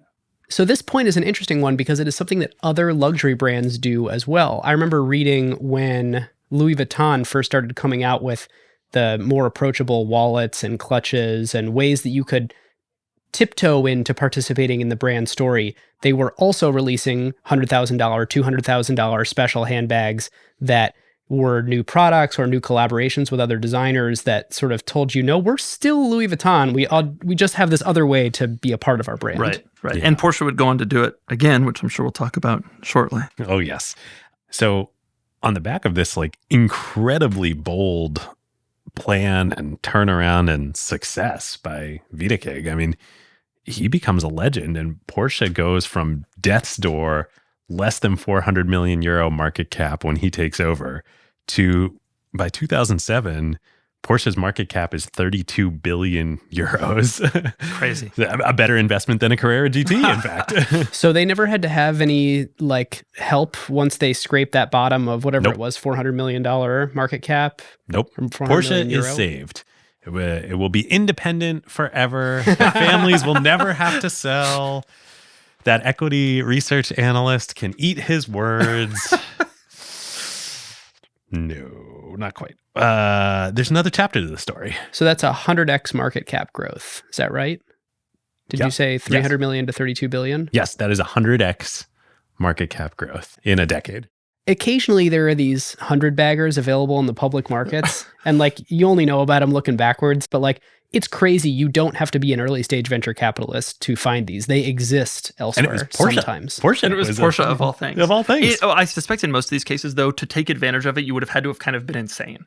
Like to have invested in Yes. Porsche at that point, Even if you would you have been had nuts. told a person in 1993, hey, this guy's coming in, he's gonna kill the entry-level stuff, go back to doing entry-level stuff, and then do an SUV, you'd be like, how do I get out of this stock? Like, where do I especially because he sell? was the fourth CEO or whatever, Right, and right. it wouldn't. I don't want to be any part Clutching at straws, it would seem. But It's like buying Amazon in 2001 or 2 when things looked the absolute bleakest. Like that's how you could have gotten a 100 bagger in the public markets, maybe even 1,000 at this point. But like, come on, who would have actually would have done done that? yeah, and the 32 billion euro market cap, it's not crazy because by this time, Porsche is doing almost 2 billion euros a year in operating profit.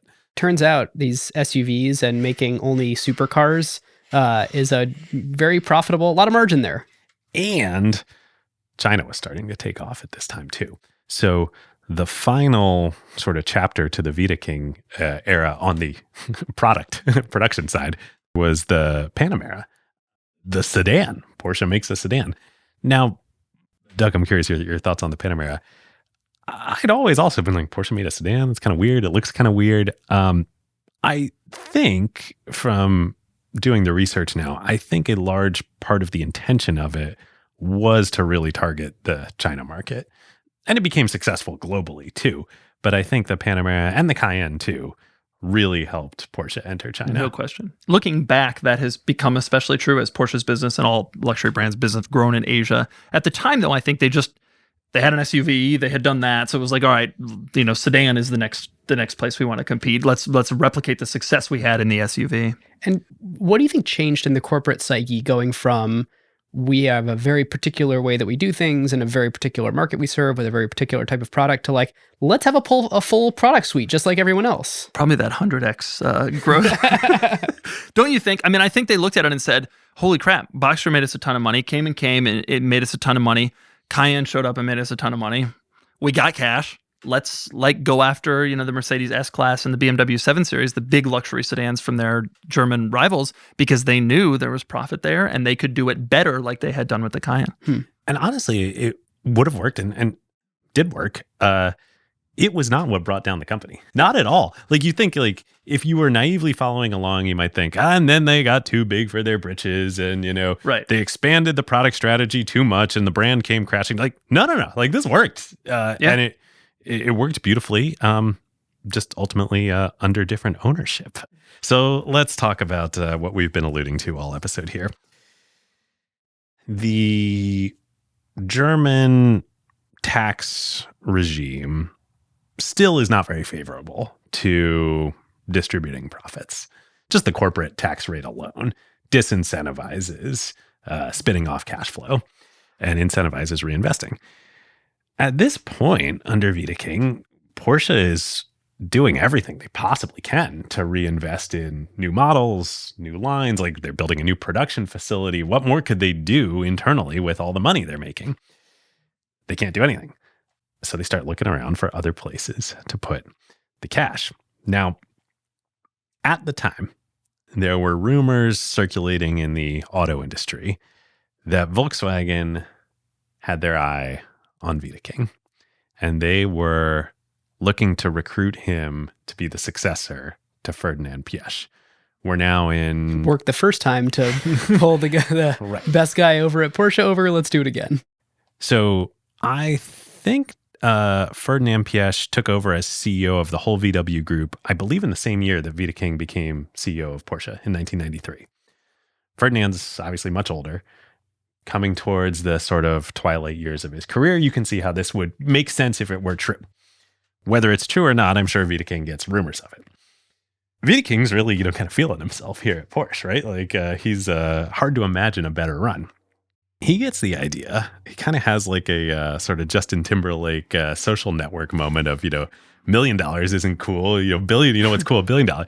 Being the CEO of Volkswagen isn't cool. You know what would be cool? If we at Porsche bought Volkswagen.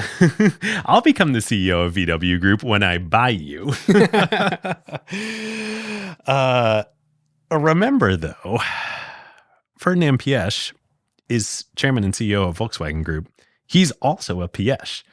He's also on the supervisory board of Porsche because he's also a key member of the family that owns Porsche. Yeah, the sitting active CEO of Volkswagen as a family member of the Porsche Piëch family has voting shares in Porsche. Yes. And is on the board, the supervisory board of Porsche. So they thought they were done with the family drama here. It's turns out there's another chapter. So isn't it obvious then that it would be hard for Porsche to take over Volkswagen? Well, Porsche, and thus the families, needed something to do with the cash. And at the time when they start this, VW shares are a pretty good investment. Like they're not trading super highly. Like it's pretty clear to them that it's undervalued. And VW is a critical partner to Porsche. So I believe, certainly to the public and probably also to the families, Wiedeking positions this as like, hey, we're deepening the partnership. They don't announce like, hey, I'm trying to take over VW, out of my seat at Porsche. September 2005, Porsche spends $4 billion to acquire 20% of the VW group on the open market. It's kind of little creeping takeover vibes that you alluded to in the intro. At this point, Wiedeking and Porsche's CFO joins the Volkswagen board. And then they keep buying shares, but using another patented Bernard Arnault technique. They do it mostly using various derivatives and options contracts. So they're buying like the rights to buy shares in the future. And that's usually ways to get around regulatory stuff, right? Like then you're not exceeding caps if you're buying derivatives rather than the shares themselves. Yes. And in VW's case in particular, there was actually a law on the books in German law called the Volkswagen Law. Oh yeah, this is crazy. That was designed to prevent a takeover of VW because the state of Lower Saxony still owned the 20% share in Volkswagen, still does to this day. And it was considered sort of a national treasure, and they didn't want it to be taken over by corporate raiders. They didn't envision that it would be another German auto company that would try to take it over. So it was impossible for an actual direct takeover to happen. I'm literally going to read from the Wikipedia here because the Wikipedia is extremely well written. Under the Volkswagen law, no shareholder in Volkswagen AG could exercise more than 20% of the firm's voting rights regardless of their level of stock holding. This law was supposed to protect the Volkswagen Group from takeovers. In October 2005, Porsche acquired an 18.53% stake in the business. And in July 2006, Porsche increased that ownership to more than 25%. Yes, and part of the reason this all was able to happen is there was a lot of speculation that this German Volkswagen law would be illegal under new EU regulations. In 2007, Wiedeking creates a new, separately publicly traded holding company for the family's ownership of Porsche. So there's still the Porsche operating company, the old Dr. Ingenieur, AG operating company. There's now a new holding company that owns 100% of the operating company and the VW shares that they've been acquiring. And this is Porsche SE. Porsche SE holding. And here's where things start to go awry. Wiedeking starts loading up the holding company with debt, with cheap debt in 2007 to go buy more VW shares on the market.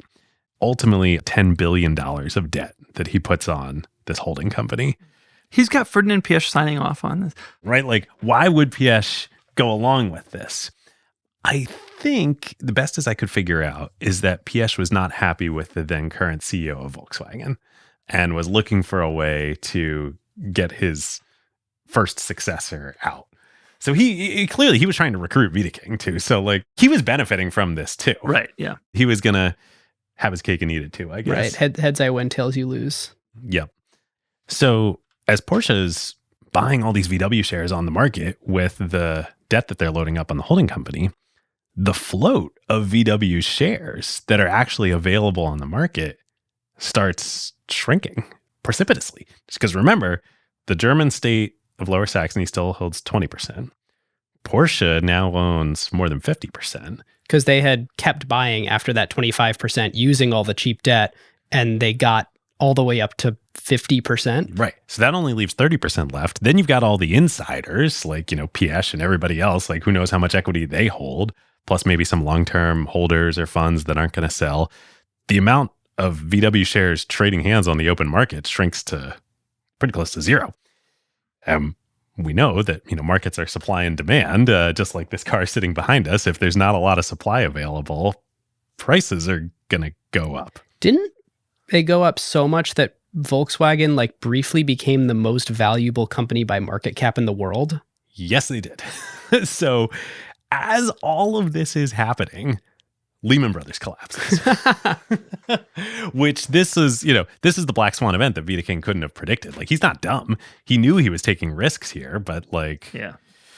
So Lehman Brothers collapses, and it's crazy what happens. So during the week after the collapse in October 2008, that's when Volkswagen Group becomes the most valuable company in the world.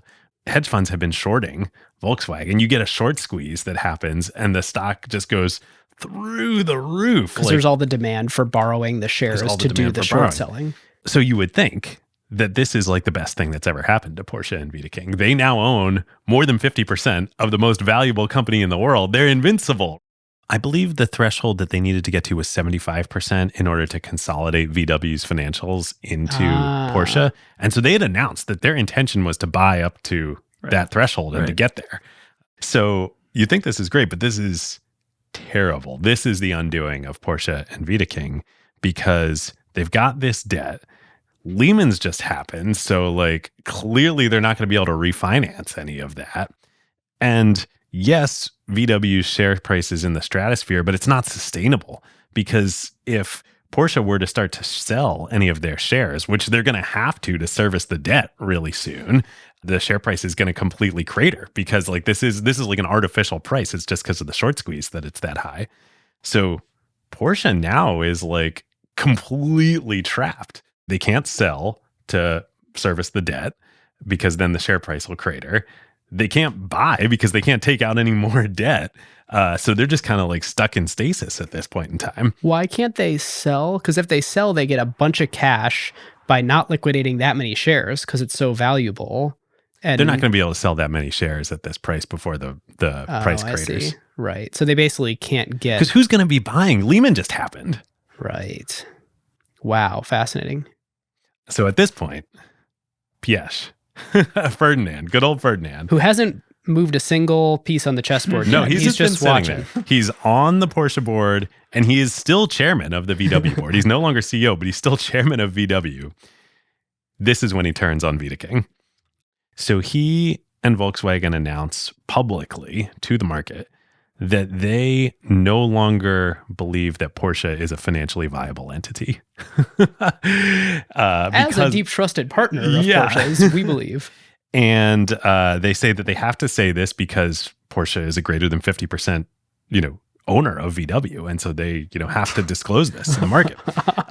And that as a result of this extraordinary circumstance, VW, led by Ferdinand, is willing to bail out their partner Porsche and save them by purchasing the Porsche operating company for the neighborhood of 3 to 4 billion euros to get them out of this predicament. Wait, and then just to unpack the statement a little bit more, what he's basically saying to like make it more explicit is a key partner of ours went so deeply into debt to try and buy buying us. our shares Yes. that they can't service that debt and are now about to be insolvent and default on loans. Yes. So therefore, we will help them out by, what is it? Buying them for... They floated a price of 3 to 4 billion euros, which remember, like a couple months ago, this company, Was Porsche, 10x was that. trading at 10x that. Whoa. This is literally Ferdinand saying to Wiedeking, if you come at the king, you best not miss. Yes. This is exactly what is going on. Yeah. Whoa, indeed. So there's a whole flurry of negotiations. This is all against the backdrop of it being October 2008. Yeah. Within a few months, by January 2009, Wiedeking is gone as CEO of Porsche. Supposedly, when he exits the building, he exits to a standing ovation from Porsche employees, which he kind of deserves, even though like all of this craziness, he did go a bridge too far. Like he did save the company. VW does end up buying Porsche, the operating company, in 2 tranches over 3 years. They buy 50% up front. 3 years later, in 2011, they complete the purchase. It ends up being about 8.5 billion euros total. So between that opening value of 3 to 4 and the 32, it lands at 8.5. What's even crazier about this, the undisputed, hands down, home run winner in everything is, of course, the Porsche and Piëch families and Ferdinand. They emerge as the largest shareholders, the families personally, in VW Group. So Porsche SE, this new holding company they created that was buying VW shares. Yep. Already owned 50% of VW. And then VW paid $8.5 billion to buy Porsche. So the families own 50% of VW, and they just got $8.5 billion for Porsche. So they already were pretty high up there in the rankings, but after this transaction, they are now in the top, call it 15 wealthiest families in the world. Oh my God. So post both tranches, after Porsche AG, the operating company, is fully owned by VW, what does the family own? 32% of the VW Group, which remember now also owns Porsche, but they have over 50% of the voting power. So they control VW Group. It's so crazy. VW, the company, bought Porsche, the company, but really Porsche, the family, owns it all. Owns it all. And they just got an $8.5 billion cash out. Wow. Yeah. Crazy. So here's the thing now. We're now in 2011 when the second tranche of the buyout happens. We're deep in the great financial crisis and the recession. Porsche, the business, it's fine. The drama is all around Porsche, the hedge fund, and the financial shenanigans, and the families. The actual operating business, the cars, sales are fine. Porsche has one down sales year, only one during the financial crisis. And then everything else is up. A big part of that is the investment in China. And China starts really, really growing through the early 2010s for Porsche. Also, this is when they come out with the 918 Spider. Their next supercar. At this moment in time, there's all this, Porsche is now owned by VW, and consternation. They're like, yeah, we can still make the best cars in the world. Yeah. And the 918 helped to introduce plug-in hybrid technology, which Porsche knew it would be going in that direction. And so the 918 was like example we were talking about before of how they covered the Cayenne with the Carrera GT by saying we're still doing this. The 918 helped them say, hey, we're going to make hybrids, which is viewed as this cheap, like little car, the Prius. And so you think of, well, here's a hybrid, and we're going to do hybrids, but we're going to start top down with this crazy, crazy supercar. Talk about supercars for a minute, because I think it's important to understand, like, they don't always make a supercar, right? Right. It's like a once in every 10 or 15 year cycle they're making one, but it's a rare and special thing that they do it. And it seems to be they do it only to kind of prove something or prove a technology. Like the 959 was all-wheel drive, and this car was kind of this new production facility, and the 918 was the plug-in hybrid technology. And how many years do they make them for when they decide they're going to do it? It's a short model run. So this car, they made 1,270, which is considered a lot for a supercar. The 918, they only made 918 units. And in fact, that was considered a lot for a supercar. Its biggest rivals at the time, which were the McLaren P1 and the LaFerrari, they didn't combine to make 918 of those. Wow. But the 918 Spider is what, a $2 million car these days. Yeah, it was new. It was like 900 or so, maybe $1 million after you got a bunch of stuff, and it's double. It's done well. All the supercars have done well. Well, I'm sure you'll talk about this in a minute, but Porsche is the master just of like, there is a base price, but you're not going to spend the base price. You're going to spend like 40% more than the base price. But even if you figure the base price was like 900 grand, they made 918, you do the math. Doing a supercar is real money to be made fairly quickly, as opposed to a Cayenne that's a long tail and you make them over a long time to spread out the costs and all that. Yeah. And so this supercar was a plug-in hybrid. I don't think I ever knew that. All supercars are now. But the 918 Spider was Porsche saying, we're going to go into this plug-in world, because they knew what was coming up. I mean, we'll get to it in a second with the Taycan, but they knew what was coming up, that hybrids and electric cars were going to be a thing. And so instead of introducing that with a SUV, for example, which is where they should have, right? Because that's where the market wants it. They said, no, we're going to do it with the supercar and show people we're going to do it and we can do it well, and then we'll trickle it down. What did the car world think of that? It's important to keep in mind the 918 Spider, being a plug-in hybrid, it had a electric component, but it also still had a massive V8 in it that had a zillion horsepower and it was screaming and all that, And it was the same with the LaFerrari and the McLaren P1. They still had massive engines also, so it was fine. The next crop of supercars will probably be full electric, and so that transition, I think, is going to be more controversial. The interesting thing that seems to be setting Porsche apart now, though, is that they're standing behind it. Ferrari has already said that the technology is old, all the plug-in stuff, we don't want to be any part of the LaFerrari. And so, no one's really sure how that's going to age. Oh, those are going to be orphaned cars. Exactly. Orphaned multi-million-dollar cars. Yeah, exactly. It's a scary situation if you own that car and the battery's gone. You don't know what to do. You go to the supplier. But Porsche has always been big about standing behind the cars, in part to preserve resale value and to make sure that owners of the next supercar know that they'll be protected. And so, this car is already almost 20 years old. All the parts are still available. That's the smart brand thing. It is the smart brand thing to do, but it's not easy. If you really think about it, plus Ferrari, they don't need to. They don't care. They can make the next one. They keep finding rich people. They only make, 13,000 cars a year at Ferrari? Yeah, it's a small operation. So Ferrari it still don't really care about their customers all that much. What's the rule of luxury? Dominate your customer. Ferrari was owned by somebody at some point, though, right? Yeah, there were all these. Oh God, Ferrari's a story that is a crazy one, also. But the Fiat group eventually had stepped in because Enzo had just driven the company but in his pursuit of racing, had driven the company into financial. It wasn't ruin. His pursuit of derivatives. No, it was quite different. It was actually a very Italian thing versus the pursuit of derivatives is kind of a very German thing. Yeah. But that was a real bad situation. Also, none of those companies are independent anymore. It's not really possible either because of the way that regulations are structured, especially fuel economy. You have to spread out your fuel economy over your corporation, and you have to hit certain targets. And so actually, this in some senses may have worked out well for Porsche because it would have been difficult to get Porsche to kind of work on the corporate average fuel economy standards because all their cars are kind of inefficient. But because they're under the Volkswagen umbrella, you can kind of get that whole spread, and it works a little bit easier. Well, listeners, this is a great moment for our final installment of this season of Founder Tips from Wasim Daher, the CEO of Pilot.com.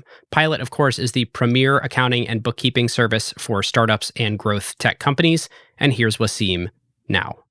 There is no right way to fund a company. So this is something I feel really strongly about. And I understand why it happens. People really fetishize venture capital and venture capital-backed startups. And I think it's a really misguided obsession, which is your company is not worse or less interesting if you haven't raised VC. Fundraising is not the same as success. VC funding is not right for everyone. And that's not a reflection of your self-worth or an indictment of your caliber as an entrepreneur or the quality of your business. Your company has made it when you provide a service that people really love, that they're willing to pay you for, and where you're growing at rates you're excited to grow. And our first company was when we totally bootstrapped. It was right out of school. We were all like 22. We graduated from MIT. We were all in the computer club together. And if we wanted to buy equipment or hire new employees, like we had to first make money by selling our service to our customers. And yeah, it was frustrating, but it actually instilled in us some really, really healthy discipline. And that's an instinct that has served us super well in our subsequent companies. And I do have to say, the goal of business is not to be cool. It's to have the highest net present value of all of your future cash flows. So whatever lets you do that is the way to win at business. I think there's also a corollary to this, which is that there's no right time to fund a company either. Some companies don't make sense for venture capital at one point in their lives, but may at another point. Venture capital opens doors for you, but it also closes doors for you. And our first startup, which we bootstrapped and we exited, at a value that would have been completely uninteresting to the venture capital investor, but was actually very life-changing for me and my co-founders. And I think had we run that company as a venture-backed business, we would not have been able to achieve that same outcome. And I think that would have been a big miss. Our thanks to Piëch, the largest startup-focused accounting firm in America, providing finance, accounting, bookkeeping, and tax prep to companies of all sizes. They are now doing OpenAI, Airtable, Scale. Like, these are huge companies that Piëch is powering their accounting and bookkeeping. Yep. You can click the link in the show notes or go to piëch.com/acquired to get 20% off your finance, accounting, and tax prep needs for your first 6 months. Yeah, okay. Well, great. So this is perfect to wrap up on the history of Porsche here. As part of the VW group, they come out with the Macan, which is a huge success, both in the America and China. And this is the mini compact SUV. Right. The Cayenne is the midsize and the Macan is the compact. Okay. Exactly. And a lot of Volkswagen stuff shared with all these cars. Engines are shared across tons of model lines now. So. Yeah. Interesting, which is such a departure for a Porsche. But that's right. It's for an engineering company to doing this kind of sacrilege. Yeah. But the engine in the Cayenne Turbo, which is the best Cayenne, is in the Lamborghini Urus, an Italian car, the Bentley Bentayga, a British car. But Volkswagen owns all of these. It's in the Audi RS6 and the Audi SQ7. It's everything is now just spread across all these brands. There's a little bit echoes of our Lockheed Martin episode that we just did. The heritage of the great airplanes, the great Porsches, is this independent and engineering small team culture. But to operate today within the content, you have to be part of this. So the Macan's a big hit.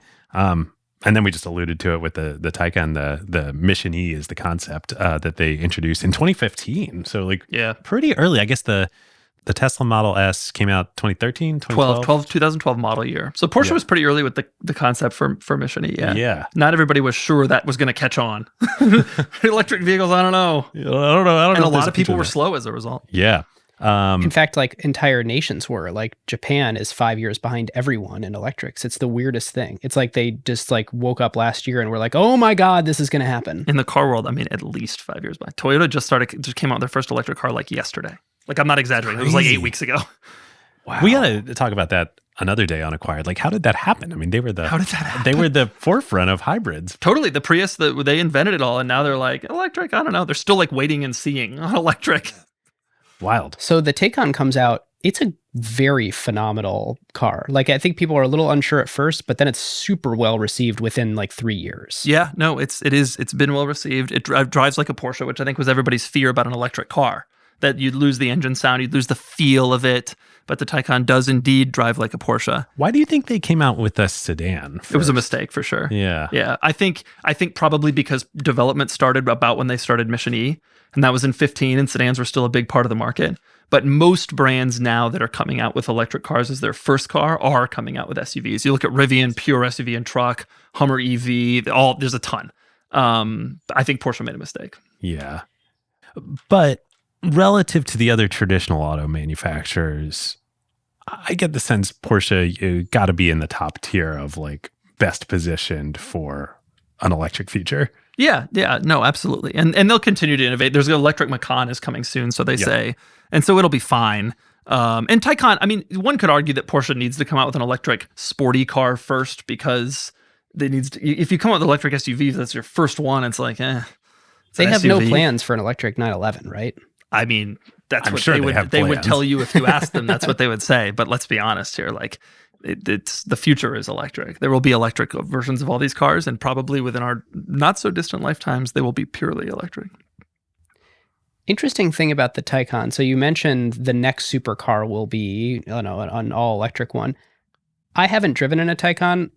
I have watched videos of people driving it. I'm like, what else do you need to do to make this a supercar? You know, the thing about electric cars is they all can accelerate incredibly well. And that's like insane. And Taycan is faster than this. It's faster than everything. It does 0 to 6 in like 2 seconds. Ridiculous. But isn't it also like tuned to drive like a track car where your 15th lap is going to be just as performant as your first? Yeah. And so it's beneficial in that too. But at the end of the day, a 4-door car, especially one that's made in not limited quantities, is never going to have the effect that like a supercar, halo car has on like really showing people what a brand can like do. And so they will, I suspect in the next couple of years, they will come out with the next supercar, which will be, look like this, and they'll only make 1,000 and it'll cost $2 million and it will be fully electric and do 0 to 60 in 1.5 seconds and be even more ridiculous. What are the performance characteristics of the next generation of supercars going to look like? Like, humans can't go 0 to I think 60 about in that like a lot. second. So I think that will continue to help the values of these cars increase, because at the end of the day, as cars age, they all get slow, right? This car is now not that fast by modern standards. So you start to look for other things that make them special, which is the feel, the sound, etc. I had a press car dropped off the other day, a Kia EV6 GT, which is the electric Kia crossover. It is sized and designed to compete with like the Toyota RAV4. Okay, but this is the high performance version. It does 0 to 60 in like 3.2 seconds. It's faster than Carrera GT. So yeah, like what does a supercar even mean anymore? Like ultimately, like what does it offer that a Kia EV6 GT for, by the way, $51,000 does not offer? And the answer just has to be like, it's lower, it's wider, so it handles better. I mean, that's one of the big missing things from a lot of these fast accelerating electric cars, is that they're not necessarily like sports cars, really. They're fast, but they're not really sports cars.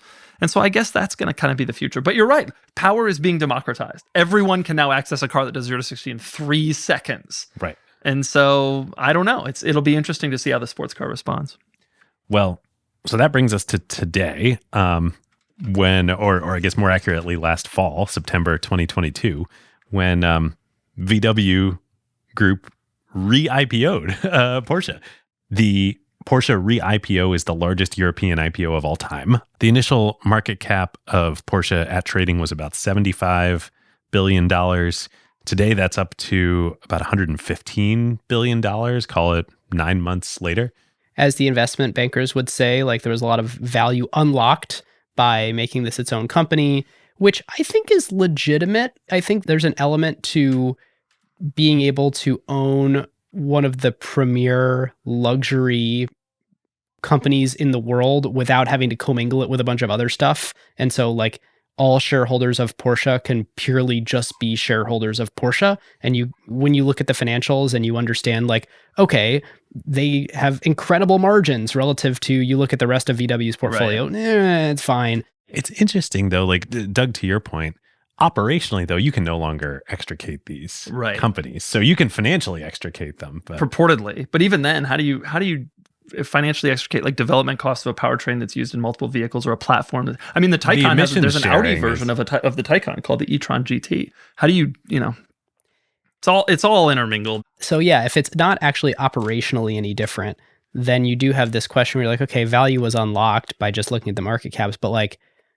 actually what happened there is you got better at marketing a security, right? Not you literally created value inside the company. So it's interesting. Carl Ludvigsen, who wrote Excellence Was Expected, he published a new edition of it last year. And in the foreword to it, he said, the reason I did it now is that the old independent Porsche is done. Like this is a completely different company now, and I can fully put a bow on that original Porsche. So even though there was a re-IPO of Porsche, it's never going to be the same old independent Porsche. Yeah.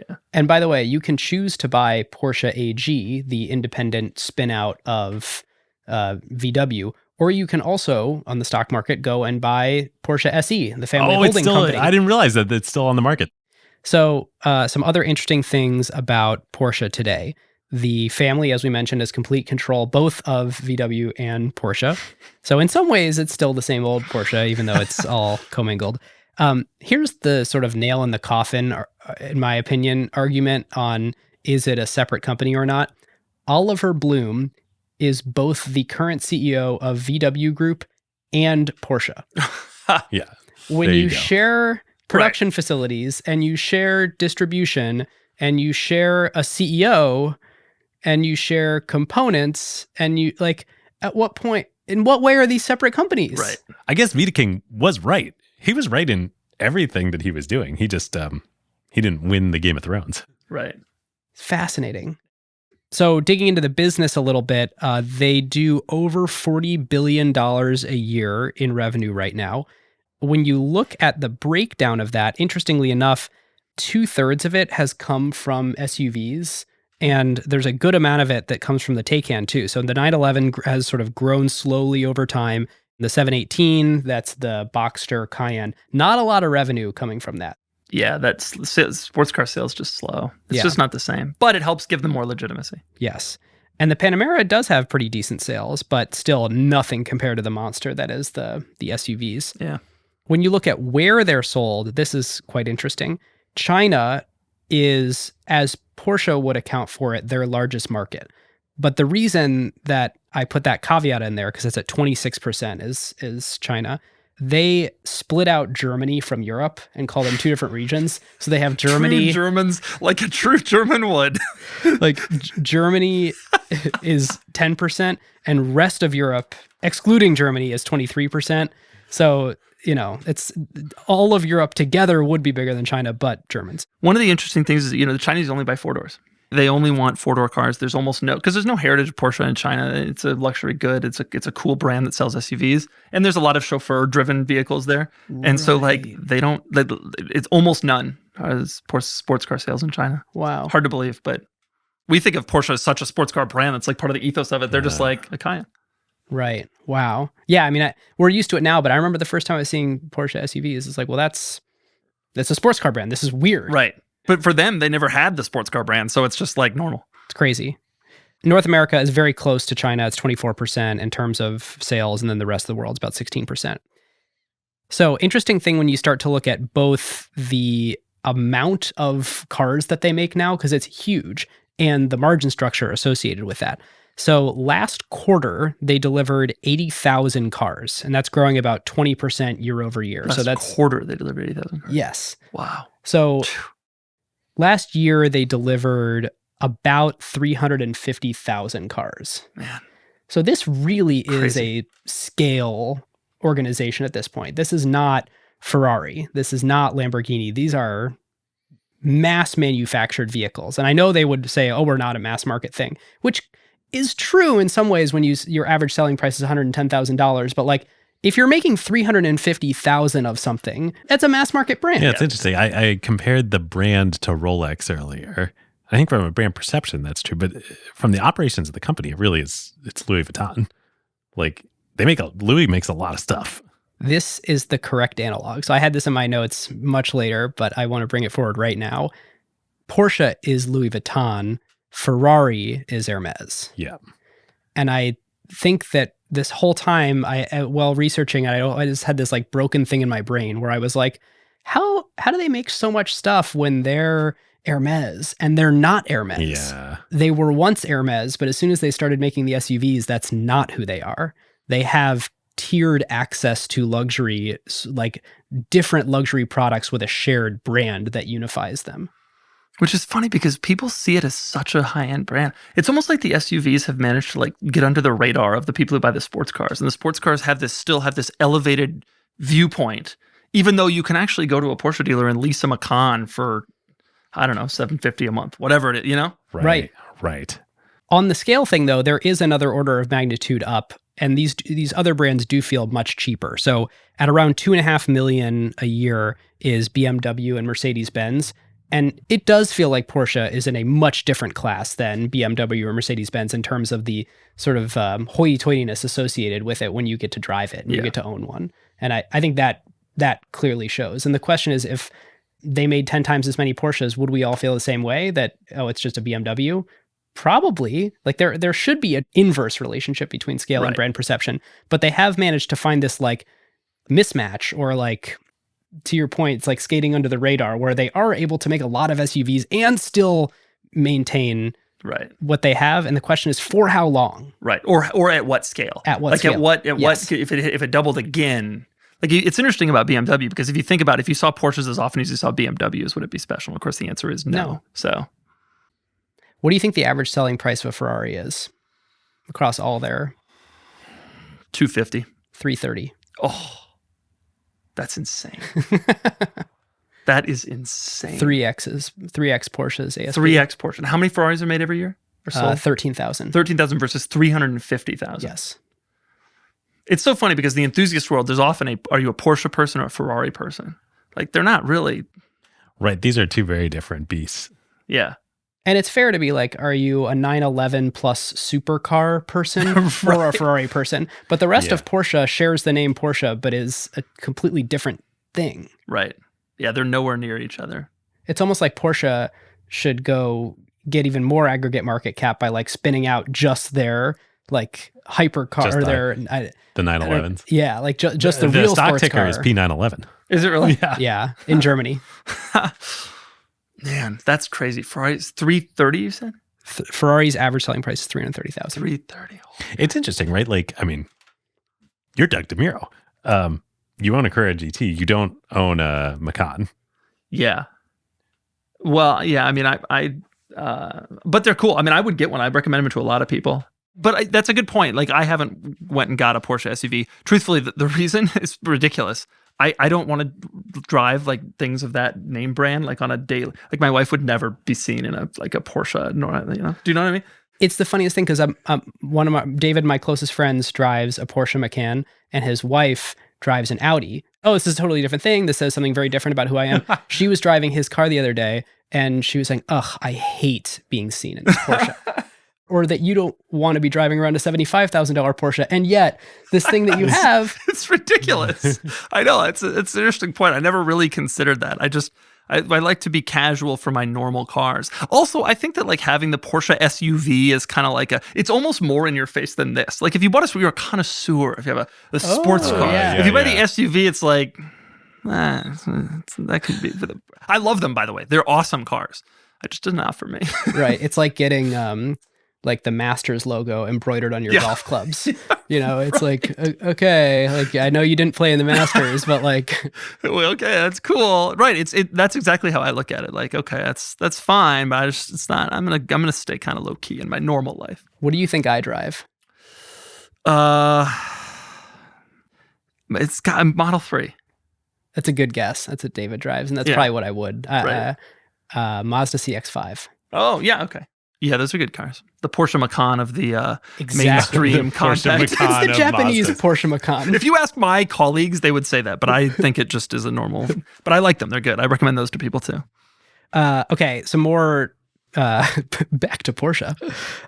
So a couple other interesting observations just for listeners trying to keep track of home of like, what do the profiles of these businesses look like? I always think gross margin is an interesting place to look to understand the strength of a brand, because it's basically showing like, what can you mark up over your cost of goods sold and sell it to people and still have them swallow that price. Right. BMW, as we mentioned, 10 times more units of BMW sold than Porsches, are down at 17% in terms of gross margin. So they really aren't marking up much above their cost of goods in order to ship those cars. Mercedes a little bit better at 23%. Porsche is at 29%, so about 50% higher than BMW. Ferrari is 48%. So people who are buying Ferraris do not care what it costs. People just pay and pay and pay. And by the way, the 330 average price thing, like I'm just like still astonished by it. That's an unbelievable amount of money when you really think about it for 13,000 cars a year. And to put it another way, because let's round 48% to 50%. If you have 50% gross margins, it means you go buy a bunch of stuff, you assemble it, and then whatever it costs you, you double that to sell it to the customer. I mean, Ferrari's still charging like $2,000 to put Apple CarPlay as an option in their cars. I am dead serious. Like heated seats are like $800 extra in Ferraris. You get the idea. Yeah. Ferrari options list will go crazy. So, switching gears but staying on gross margins, because David, you brought up LVMH earlier. LVMH's gross margins, 68%. It turns out you can mark up leather way more than you can mark up cars. Interesting. Like, at some point, there is some sensitivity to, like, you can't just make every Ferrari cost $8 million because, like, there's so much real hard costs in cars that are just not in other luxury goods. And so you have this opportunity to Carbon fiber generate ain't cheap. unbelievable price premiums in all the stuff LVMH owns. If you can touch it, if it feels good on your hands, or it looks good to your eyes, or it smells nice, you have the opportunity to mark it up way more than sitting in something that is going to thrill you. How interesting. This is really interesting, trying to understand which of these businesses you'd sort of rather own. And gross margin isn't everything, but it is amazing that LVMH is truly in a league of their own on gross margins. Yeah. Going into doing this episode, I sort of wondered in the back of my mind, has Bernard Arnault and LVMH ever made a run at any of these luxury auto companies?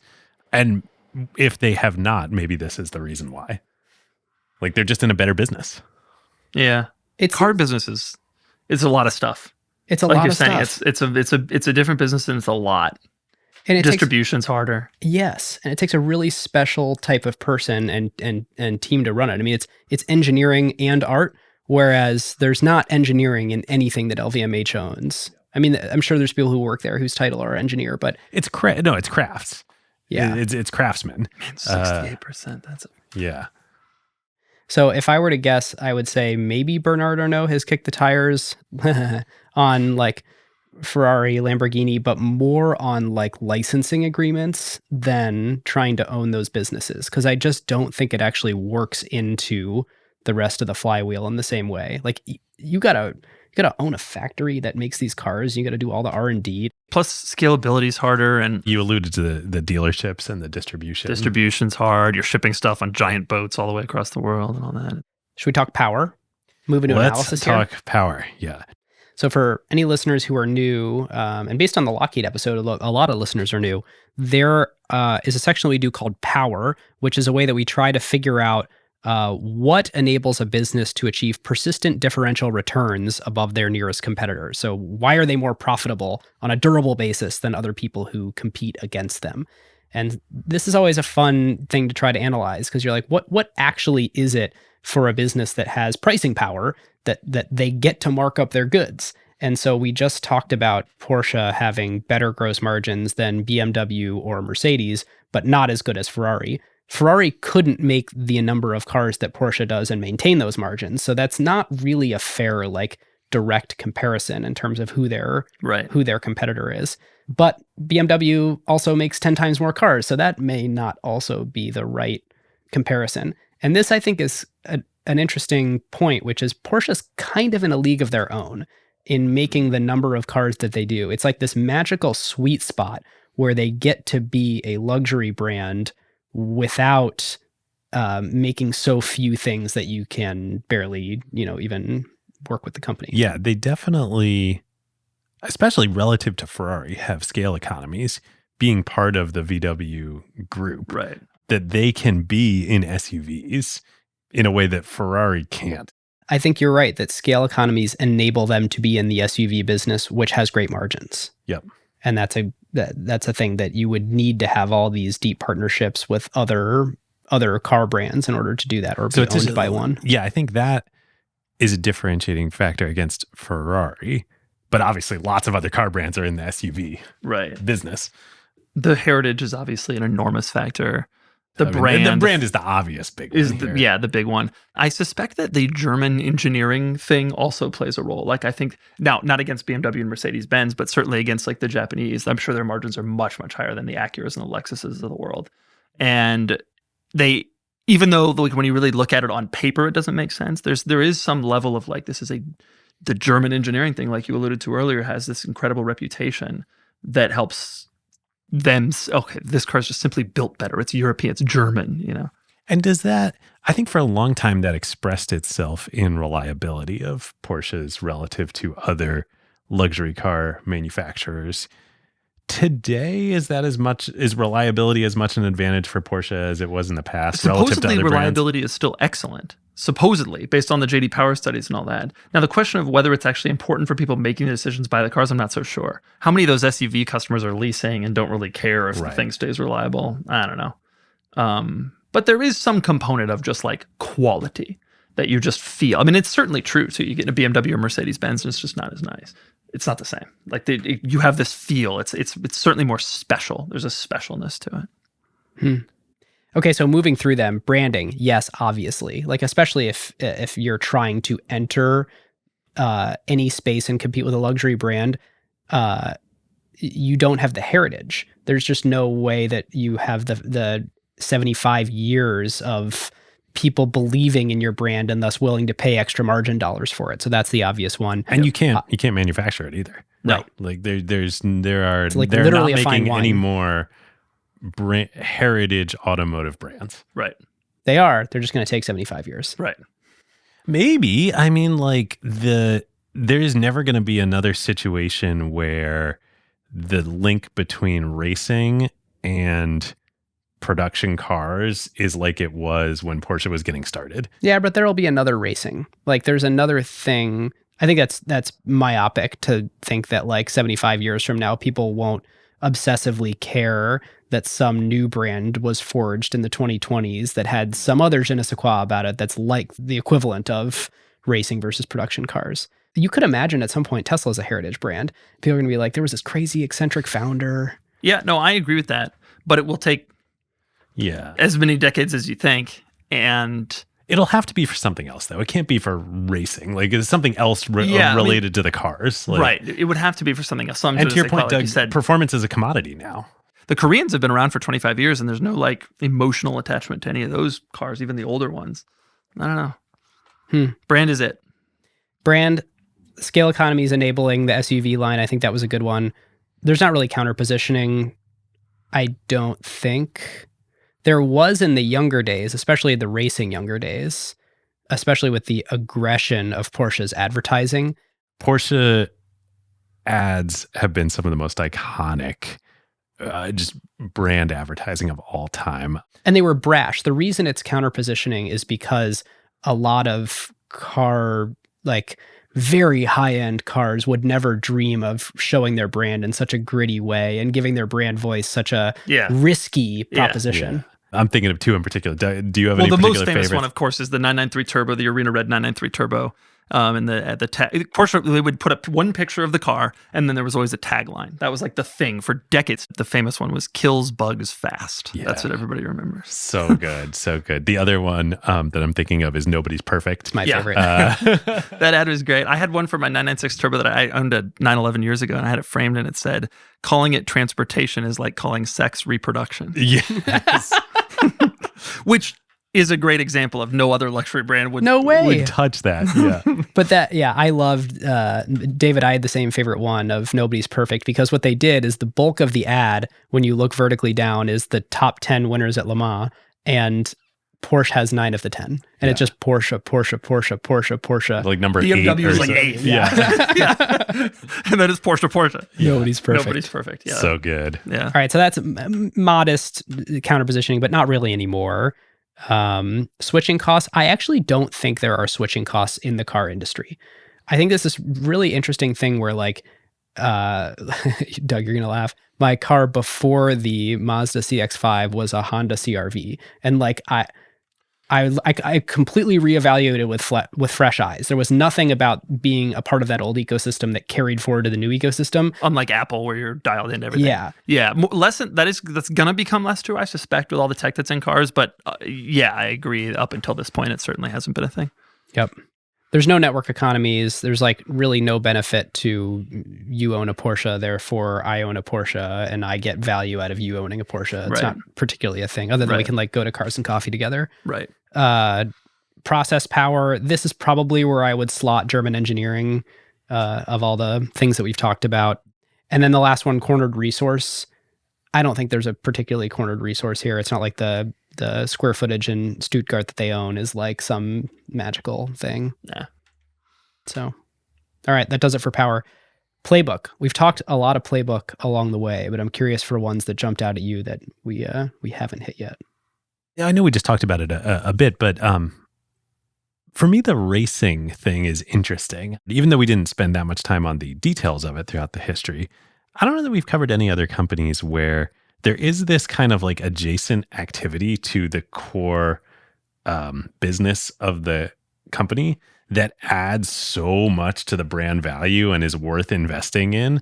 I'm just trying to think if there's anything else like this. But I mean, because Porsche has invested billions in racing over in all years. sorts of racing. But it's not like there's like software competitions out there that Right. you could enter your Right. software in to Yeah, right. build your brand prestige. Yeah, Right. that's right. That's an interesting point. Are there any other companies that do things like that? Or industries that have like a showcase, Right. like a very expensive showcase where you have to go build a completely different product line in order to... You know what is like this is the athletic apparel industry and Nike. Yeah. Like they spend Yeah. all of their marketing budget Yep. on athletes. One of the biggest ones that jumps out for me is the brand continuity. This idea that if you loved anything we've ever done, we should be able to fulfill that dream for you today. And not with the exact same thing necessarily. Like, we're not going to sell you the exact model that rolled off the line in 1977, but like, you get to participate in the feeling and you Yeah. get to feel the same way about our brand today that you did then. And we're going to find all these interesting ways to provide you fan service. It's almost like going and watching the new Star Wars movies, where if you liked the original films, even though these aren't like the highest grade directing and writing in the world, like, we are delivering all sorts of fan service moments to you. And I'm not saying that like Porsche is not making the best cars in the world. They make some of the best cars in the world, but they also provide all these opportunities for Right. fan service. It's worth a huge multiple of what you invest in it if you can align everything correctly. Right. It gets back to the 40, 50 year sales cycle with this too. Right. Everybody dreams. I mean, it's your whole life. You dream. I grew up dreaming of owning a Porsche, which is again kind of funny as we talk about the SUVs and the volume they do. If you're a little girl or boy, you don't dream of owning a Cayenne. Like you kids kids are getting dropped off in those at school is kind of my point. But you do dream of a Porsche, even though it's the same thing. Right. Doug, you've talked about this when you worked at Porsche a decade ago and you were much younger. Like, they didn't pay you much, but you got to drive a 911, and that was like the coolest freaking thing. And everybody wanted to work there. We get unsolicited resumes all the time, blah, blah, blah. And like, pay wasn't great. And, but like, it had that name, I worked for Porsche. That's so cool. And just being a part of it. And then, having the car was a huge deal. I love it. All right. Well, grading feels a little bit odd on this episode, and we killed grading. but we do have Doug DeMuro with us. So we are going to give Porsche a Doug score. And it's an acquired adjusted Doug score. It's, we can't grade the entire company on handling. So we got to figure out some categories that we can evaluate them on as a I don't know company. that there are any weekend categories for Company business. Yeah, no, not really. All right, so David, what criteria are you thinking for our acquired adjusted Doug score? We simplified this down to just three categories for the acquired Doug score: revenue growth, profitability, and defensibility. Like, would you want to own Porsche as a stock? And I think those are the three components. Sort of closing any your stock. eyes to where they're trading today, because you always have to like evaluate entry price and all that. Yes, But like, yes. are you excited about the company's prospects 10, 20, 30 years from now? Yeah. All right, so let's do revenue growth first. Growth has been impressive at this scale, not at the rate of the highest growers that we have seen, but still nonetheless impressive. Prospects going forward, though, for revenue growth, I think are still quite strong. We're obviously in a very different market environment than we have been the past few years, but Porsche is incredibly well positioned on EVs relative to other traditional That's actually my whole bull manufacturers. case. Yep. So I think there's strong, as they electrify the rest of their lineup, strong bull case for revenue growth there. I also think that even as we're heading into a more depressed macro environment than the past few years, I suspect Porsche will be more resilient in their growth than other luxury brand manufacturers. So I give it a 7 on revenue growth potential. I basically agree with you numerically. I have one nit on them versus other luxury manufacturers. It sort of depends how you define luxury. Like, I think they'll fare better than Mercedes and BMW in a downturn, and like way worse than Ferrari. I think they're in this interesting place where like they have, it's like Louis Vuitton. They have some cash sensitive buyers. Right, because so much of their revenue is based on those SUVs that probably will not be as resilient as... Right. There are Macan buyers who will become Q7 buyers. Yeah. Q5 buyers. Yeah. Yep. Totally.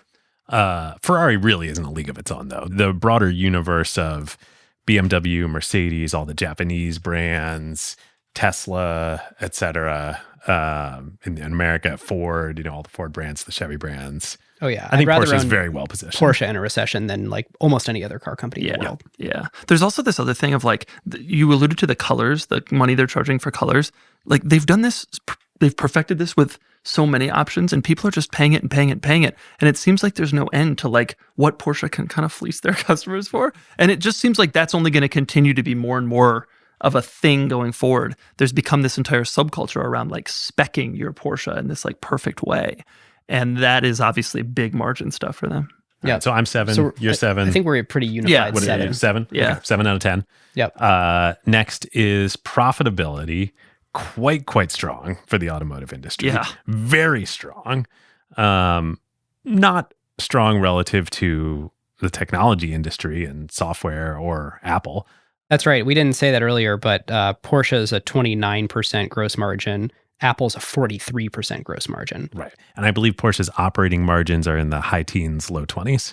I mean, I'd love to own a business that has 20% of every dollar that I earn coming out the bottom. That's a great business. When you're earning $40 billion in revenue. Yes, that's a great business. I think I'd go 7 again on profitability. It's a 9 for the auto industry, Yeah. and it's like a 4 compared to most businesses that we study unacquired because we only study the very best businesses in the world. Right. It's not a media business. It's not a technology business. Right. I'm sitting here thinking it's 7 those might be a bit high. margins are pretty impressive considering that's the car business. Yeah. That's what I'm sitting here thinking. The car All right, I'm business requires so much cost. Yeah, I'm going to revise my score down to 5. For the ease of the episode, we're agreeing on a score here. Oh, It's a okay. Yeah, I like consensus this. score. I like Okay. this. 5 Yeah. feels like a good score, and honestly, like I think 5 is the highest score you can give in the auto industry on profitability. Unless we're talking about Ferrari, apparently. Yeah. Which is like almost not in the auto industry. It's like a completely different luxury category. Yeah, that's so true. Just happens to make cars. So I am giving, because cars you cannot give a 10, 9, 8, 7, or 6, I am going to give Porsche a 5 Right. in terms of profitability. Right. That makes sense. What was the last one? Defensibility. Yeah. So this is the biggest question. Does Porsche's margin profile and customer love and brand value just only go down from here as they continue to grow? Like, will we think of them as a BMW in 10 years when we see them around the streets? I just don't think so. From when I worked there till now, it is amazing to me how much more people have become obsessed with Porsches. Every Cars and Coffee event has become sort of a de facto Porsche event. The used ones, the vintage ones have just shot up in value to an unbelievable level. Porsche is more loved now, I think, than at any other point in its history. Now, will it diminish as a result of that? Probably, right? You can only be at a certain level for so long, at a high level for so long. But it's been incredible to me to watch Porsche's rise, even just over the last 10 years, and how much people like love it and obsess over it compared to how it used to be. It isn't Ferrari. It doesn't have that brand equity that Ferrari does, but it's got more than you'd think. And it's especially got more than you'd think for a company that mostly makes SUVs. I think you put it really well earlier when you said people are like, oh, are you a Ferrari person or a Porsche person? And like the fact that Porsche gets to be in that question is being conversation. asked. Right. It's At insane. this Nobody's scale? asking, are you a Lexus person? It's Right. like they're getting away with murder by being lumped in right there. Somehow they were able to both produce an SUV that gets them 350,000 units annually, Yes.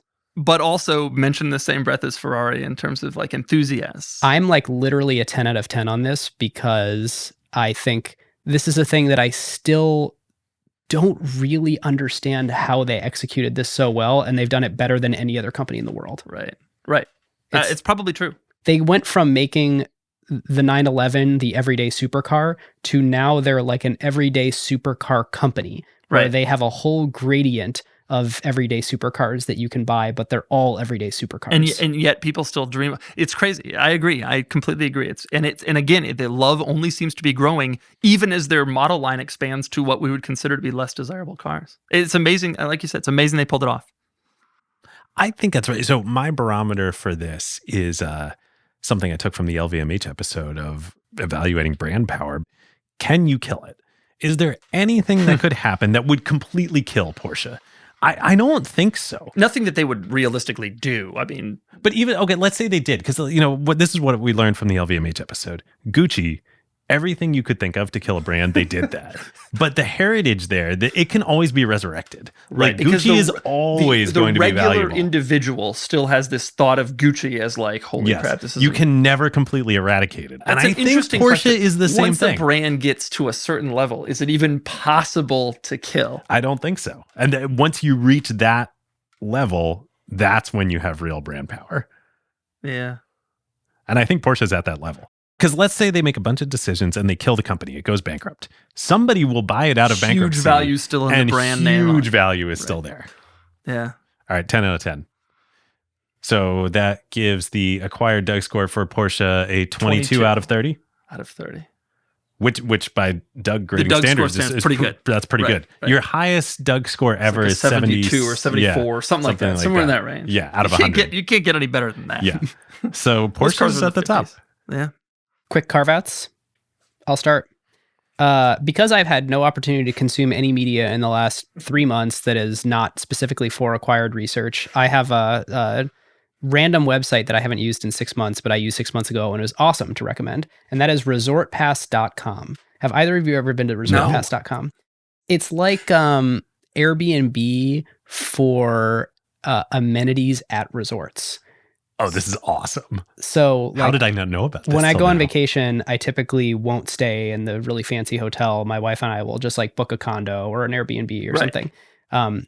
And they're right next to really fancy hotels. Right. And so what Resort Pass does is they go to the hotels. They say, look, I know your pools are like not full most of the time. Can we have some, and I don't exactly know how real time their inventory is or if they are able to like buy big blocks of it up front. But for like $100 a day or $200 a day, you can go and get a daybed or a cabana or, have the amenities of the resort. Of the fancy hotel. Dude, you've been holding out on me. So Jenny and I do this. We'll do the same thing you do, but like I didn't know there was a platform for it. We just call the hotel and see what you can. Like, is there a day rate? Yeah, or we'll book a massage at the spa. And we're like, and then with the massage you get the like right.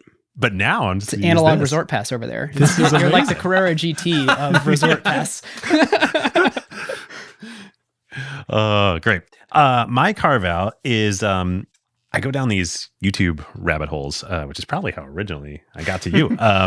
But I've been on a Seinfeld cast interview rabbit hole. Yeah. And there is an amazing compilation of all 4 of the cast members doing Charlie Rose interviews. And he was so good. I mean, problematic person, but like he was one of the legendary best interviewers of all time. And he did a bunch of interviews with all 4 of them. Surprisingly, naively for me coming in, Jason Alexander is by far the best interview. He is so articulate, like incredible. If you see him interviewed anywhere or talk anywhere like extemporaneously, he is pretty legit. Yeah. He is, you would never know because he's so different than the George character. Yeah, so different. So he's the biggest opposite. difference of all of them for sure. Have you seen that bit on Curb? On Curb Your Enthusiasm, there's this like whole arc of the show about how like Jason Alexander is not at all like George and how dare you perceive him that way. And then it's like Jason Alexander is insinuating to Larry David what a loser the George character is. And Larry takes it personally because it's based on him. Right. Oh, that's so great. I should have said 5. Larry David is in this compilation of Charlie Rose conversations too. Yeah, it's so good. It's so good. I think it's about an hour 20 total, but it's worth it. Interesting. Jerry's in there too? Jerry's in there. Yep. They're all in there. Interesting. Okay, mine is a YouTuber named Whistlin' Diesel. Have you guys heard of him? No. I'm not surprised. Neither will anybody who is listening to this. He creates, it's like he's a kind of a car YouTuber, but mostly he just does crazy stuff. He lives in Tennessee and has a big property. And like, did you see the thing that went viral like on Twitter and elsewhere of the Tesla that was on like 20-foot tall wagon wheels? He like has done that. He bought a Ferrari and put it in a one of those like bubbles that like boomers put inside their garages, and then he just started throwing stuff at it, like a ladder and like an axe and like a sledgehammer to see if it would like break the bubble and like damage the car. He dropped a Mercedes G-Wagon through a house. He got a Chevy pickup with tires so big that he was able to drive it out into a bay in Florida. Oh my God. He's the Like a boat. Mr. Beast of He's car. the Mr. Beast of the car world. Sort of. It's like Dude Perfect on heroin. Right, it's like that, and he's like this. He's like from Indiana, and he lives in Tennessee, so he's like just like kind of like backwoods dude. But the channel's gotten so big that it's allowed him to do just dumb stuff, and he has become my utter guilty pleasure because you put on his video and you're going to see like deep destruction of something that a lot of people hold dear, and then you're going to see a lot of complaints in the comments of people being like, "I can't believe you would do that to a Ferrari." You know, it's oh like, my God! As a YouTuber, I also feel like this is like the greatest thing ever because he takes what the haters say and just like turns it up even more. And I have to be like nice. Oh, I'm so sorry, sir. I'm like running a business here. He's like, forget about these people. I'm just going to blow it up. He flew a helicopter inside of his garage. What? That's a good episode. I highly recommend. Oh, I gotta watch that. This is all just like trash TV, but it is so good to watch. So highly recommend. I love that other people do this. Yeah, right. I do wonder sometimes about like the danger of YouTube and like, okay, it takes now flying a helicopter inside your garage to get views. Like I had a Ferrari. That was enough. Right. And that like, you've talked about this a lot, that like you feel, when we're going to do a whole nother episode of just you and us chatting, but that like you started at a time and we started at a time where you didn't have to I feel bad do for all this these guys stuff. now. Like Whistling Diesel's out there dropping G-Wagons through houses. Oh my gosh. It's a different thing, but highly recommended. Well, It's great content. That's actually a great, Doug, we have not talked about like everything that you do. Give us a little bit of insight. And I think David teased we're going to do an interview together as a separate episode, but like give us a little insight into the Doug DeMuro empire and what do you have going on and where can people check it out? Right. I make YouTube videos. My channel is my name, which has become very complicated now that I have a business on a channel also. Maybe regret doing that, but just Doug DeMuro. And then I also run an automotive, like a car auction website for enthusiast cars called Cars and Bids. And we're selling something like 30 cars a day or auctioning 30 cars a day on Cars and Bids right now. Yeah. So all like enthusiast cars, Porsches and BMWs and things of that variety. The short version is like, you are one of the most successful YouTubers in the world. You are also an entrepreneur who built a tech marketplace, internet marketplace business, and just took a very large investment from the Churning Group, one of the best investors in marketplace and content businesses out there. Incredibly impressive. Thank you for spending so much time with us doing this collab. This is great. This so has interesting. been super fun. It's really rare that we get to chat with somebody who is not an executive at the protagonist company and also deeply gets both the products and the kind of business aspect of something. Like, I don't think there's anybody else we could have done this with. Maybe Wiedeking himself. He would be a little biased, I think. Yeah, it's the bias that you got to worry about. Yeah. I can only imagine. Yeah. So thank you. Doug, yeah, thanks so much. Thank you. Thanks for having me. It was a lot of fun. It really was. And prepping for this was so interesting, learning all this history that I didn't know, even having worked there. It was great. So fun. Thank you, guys. With that, listeners, our thanks to Vanta, the best way to become compliant and stay compliant. To Pilot.com, the best way for tech companies to handle tax, bookkeeping, and accounting. And Tiny, truly the buyer of choice for wonderful internet businesses of any size. Yes, the Warren and Charlie of the internet. Check out our second show, ACQ2, if you want more acquired. We just recorded a couple more episodes, actually, that we have getting ready to come out that I'm very, very excited about. That, of course, is a way for you to go deeper and nerdier into topics that just either aren't ready for the main show or perhaps are too current for the main show. Since what we try to do here is tell the big canonical stories. Oftentimes there are stories in flight where we just want to talk to experts about what's happening, like Jake Saper in AI, talking about what it's doing to the B2B SaaS landscape right now and where profit pools may emerge in that. Yeah, or Avlok Kohli, the CEO of AngelList. That was a great conversation with him. We had David Hsu from Retool. All the hits, David. We've got a Slack. We would love to see you there. We're going to be talking about this episode, acquired.fm/Slack. And if you would like to come deeper into the Acquired Kitchen, you should become an LP. where we will, at least once a season, have you help us select one of the episodes. In fact, completely defer to you to select one of the episodes. And beyond that, we also will be doing bi-monthly Zoom calls, so we can get some feedback directly from all of you and get to meet more of you. So acquired.fm/LP if you would like to become an LP. Now with that, listeners, and a huge thank you to our partner in crime on this episode, Doug DeMuro. We will see you next time. We'll see you next time. Who got the truth? Is it you? Is it you? Is it you? Who got the truth?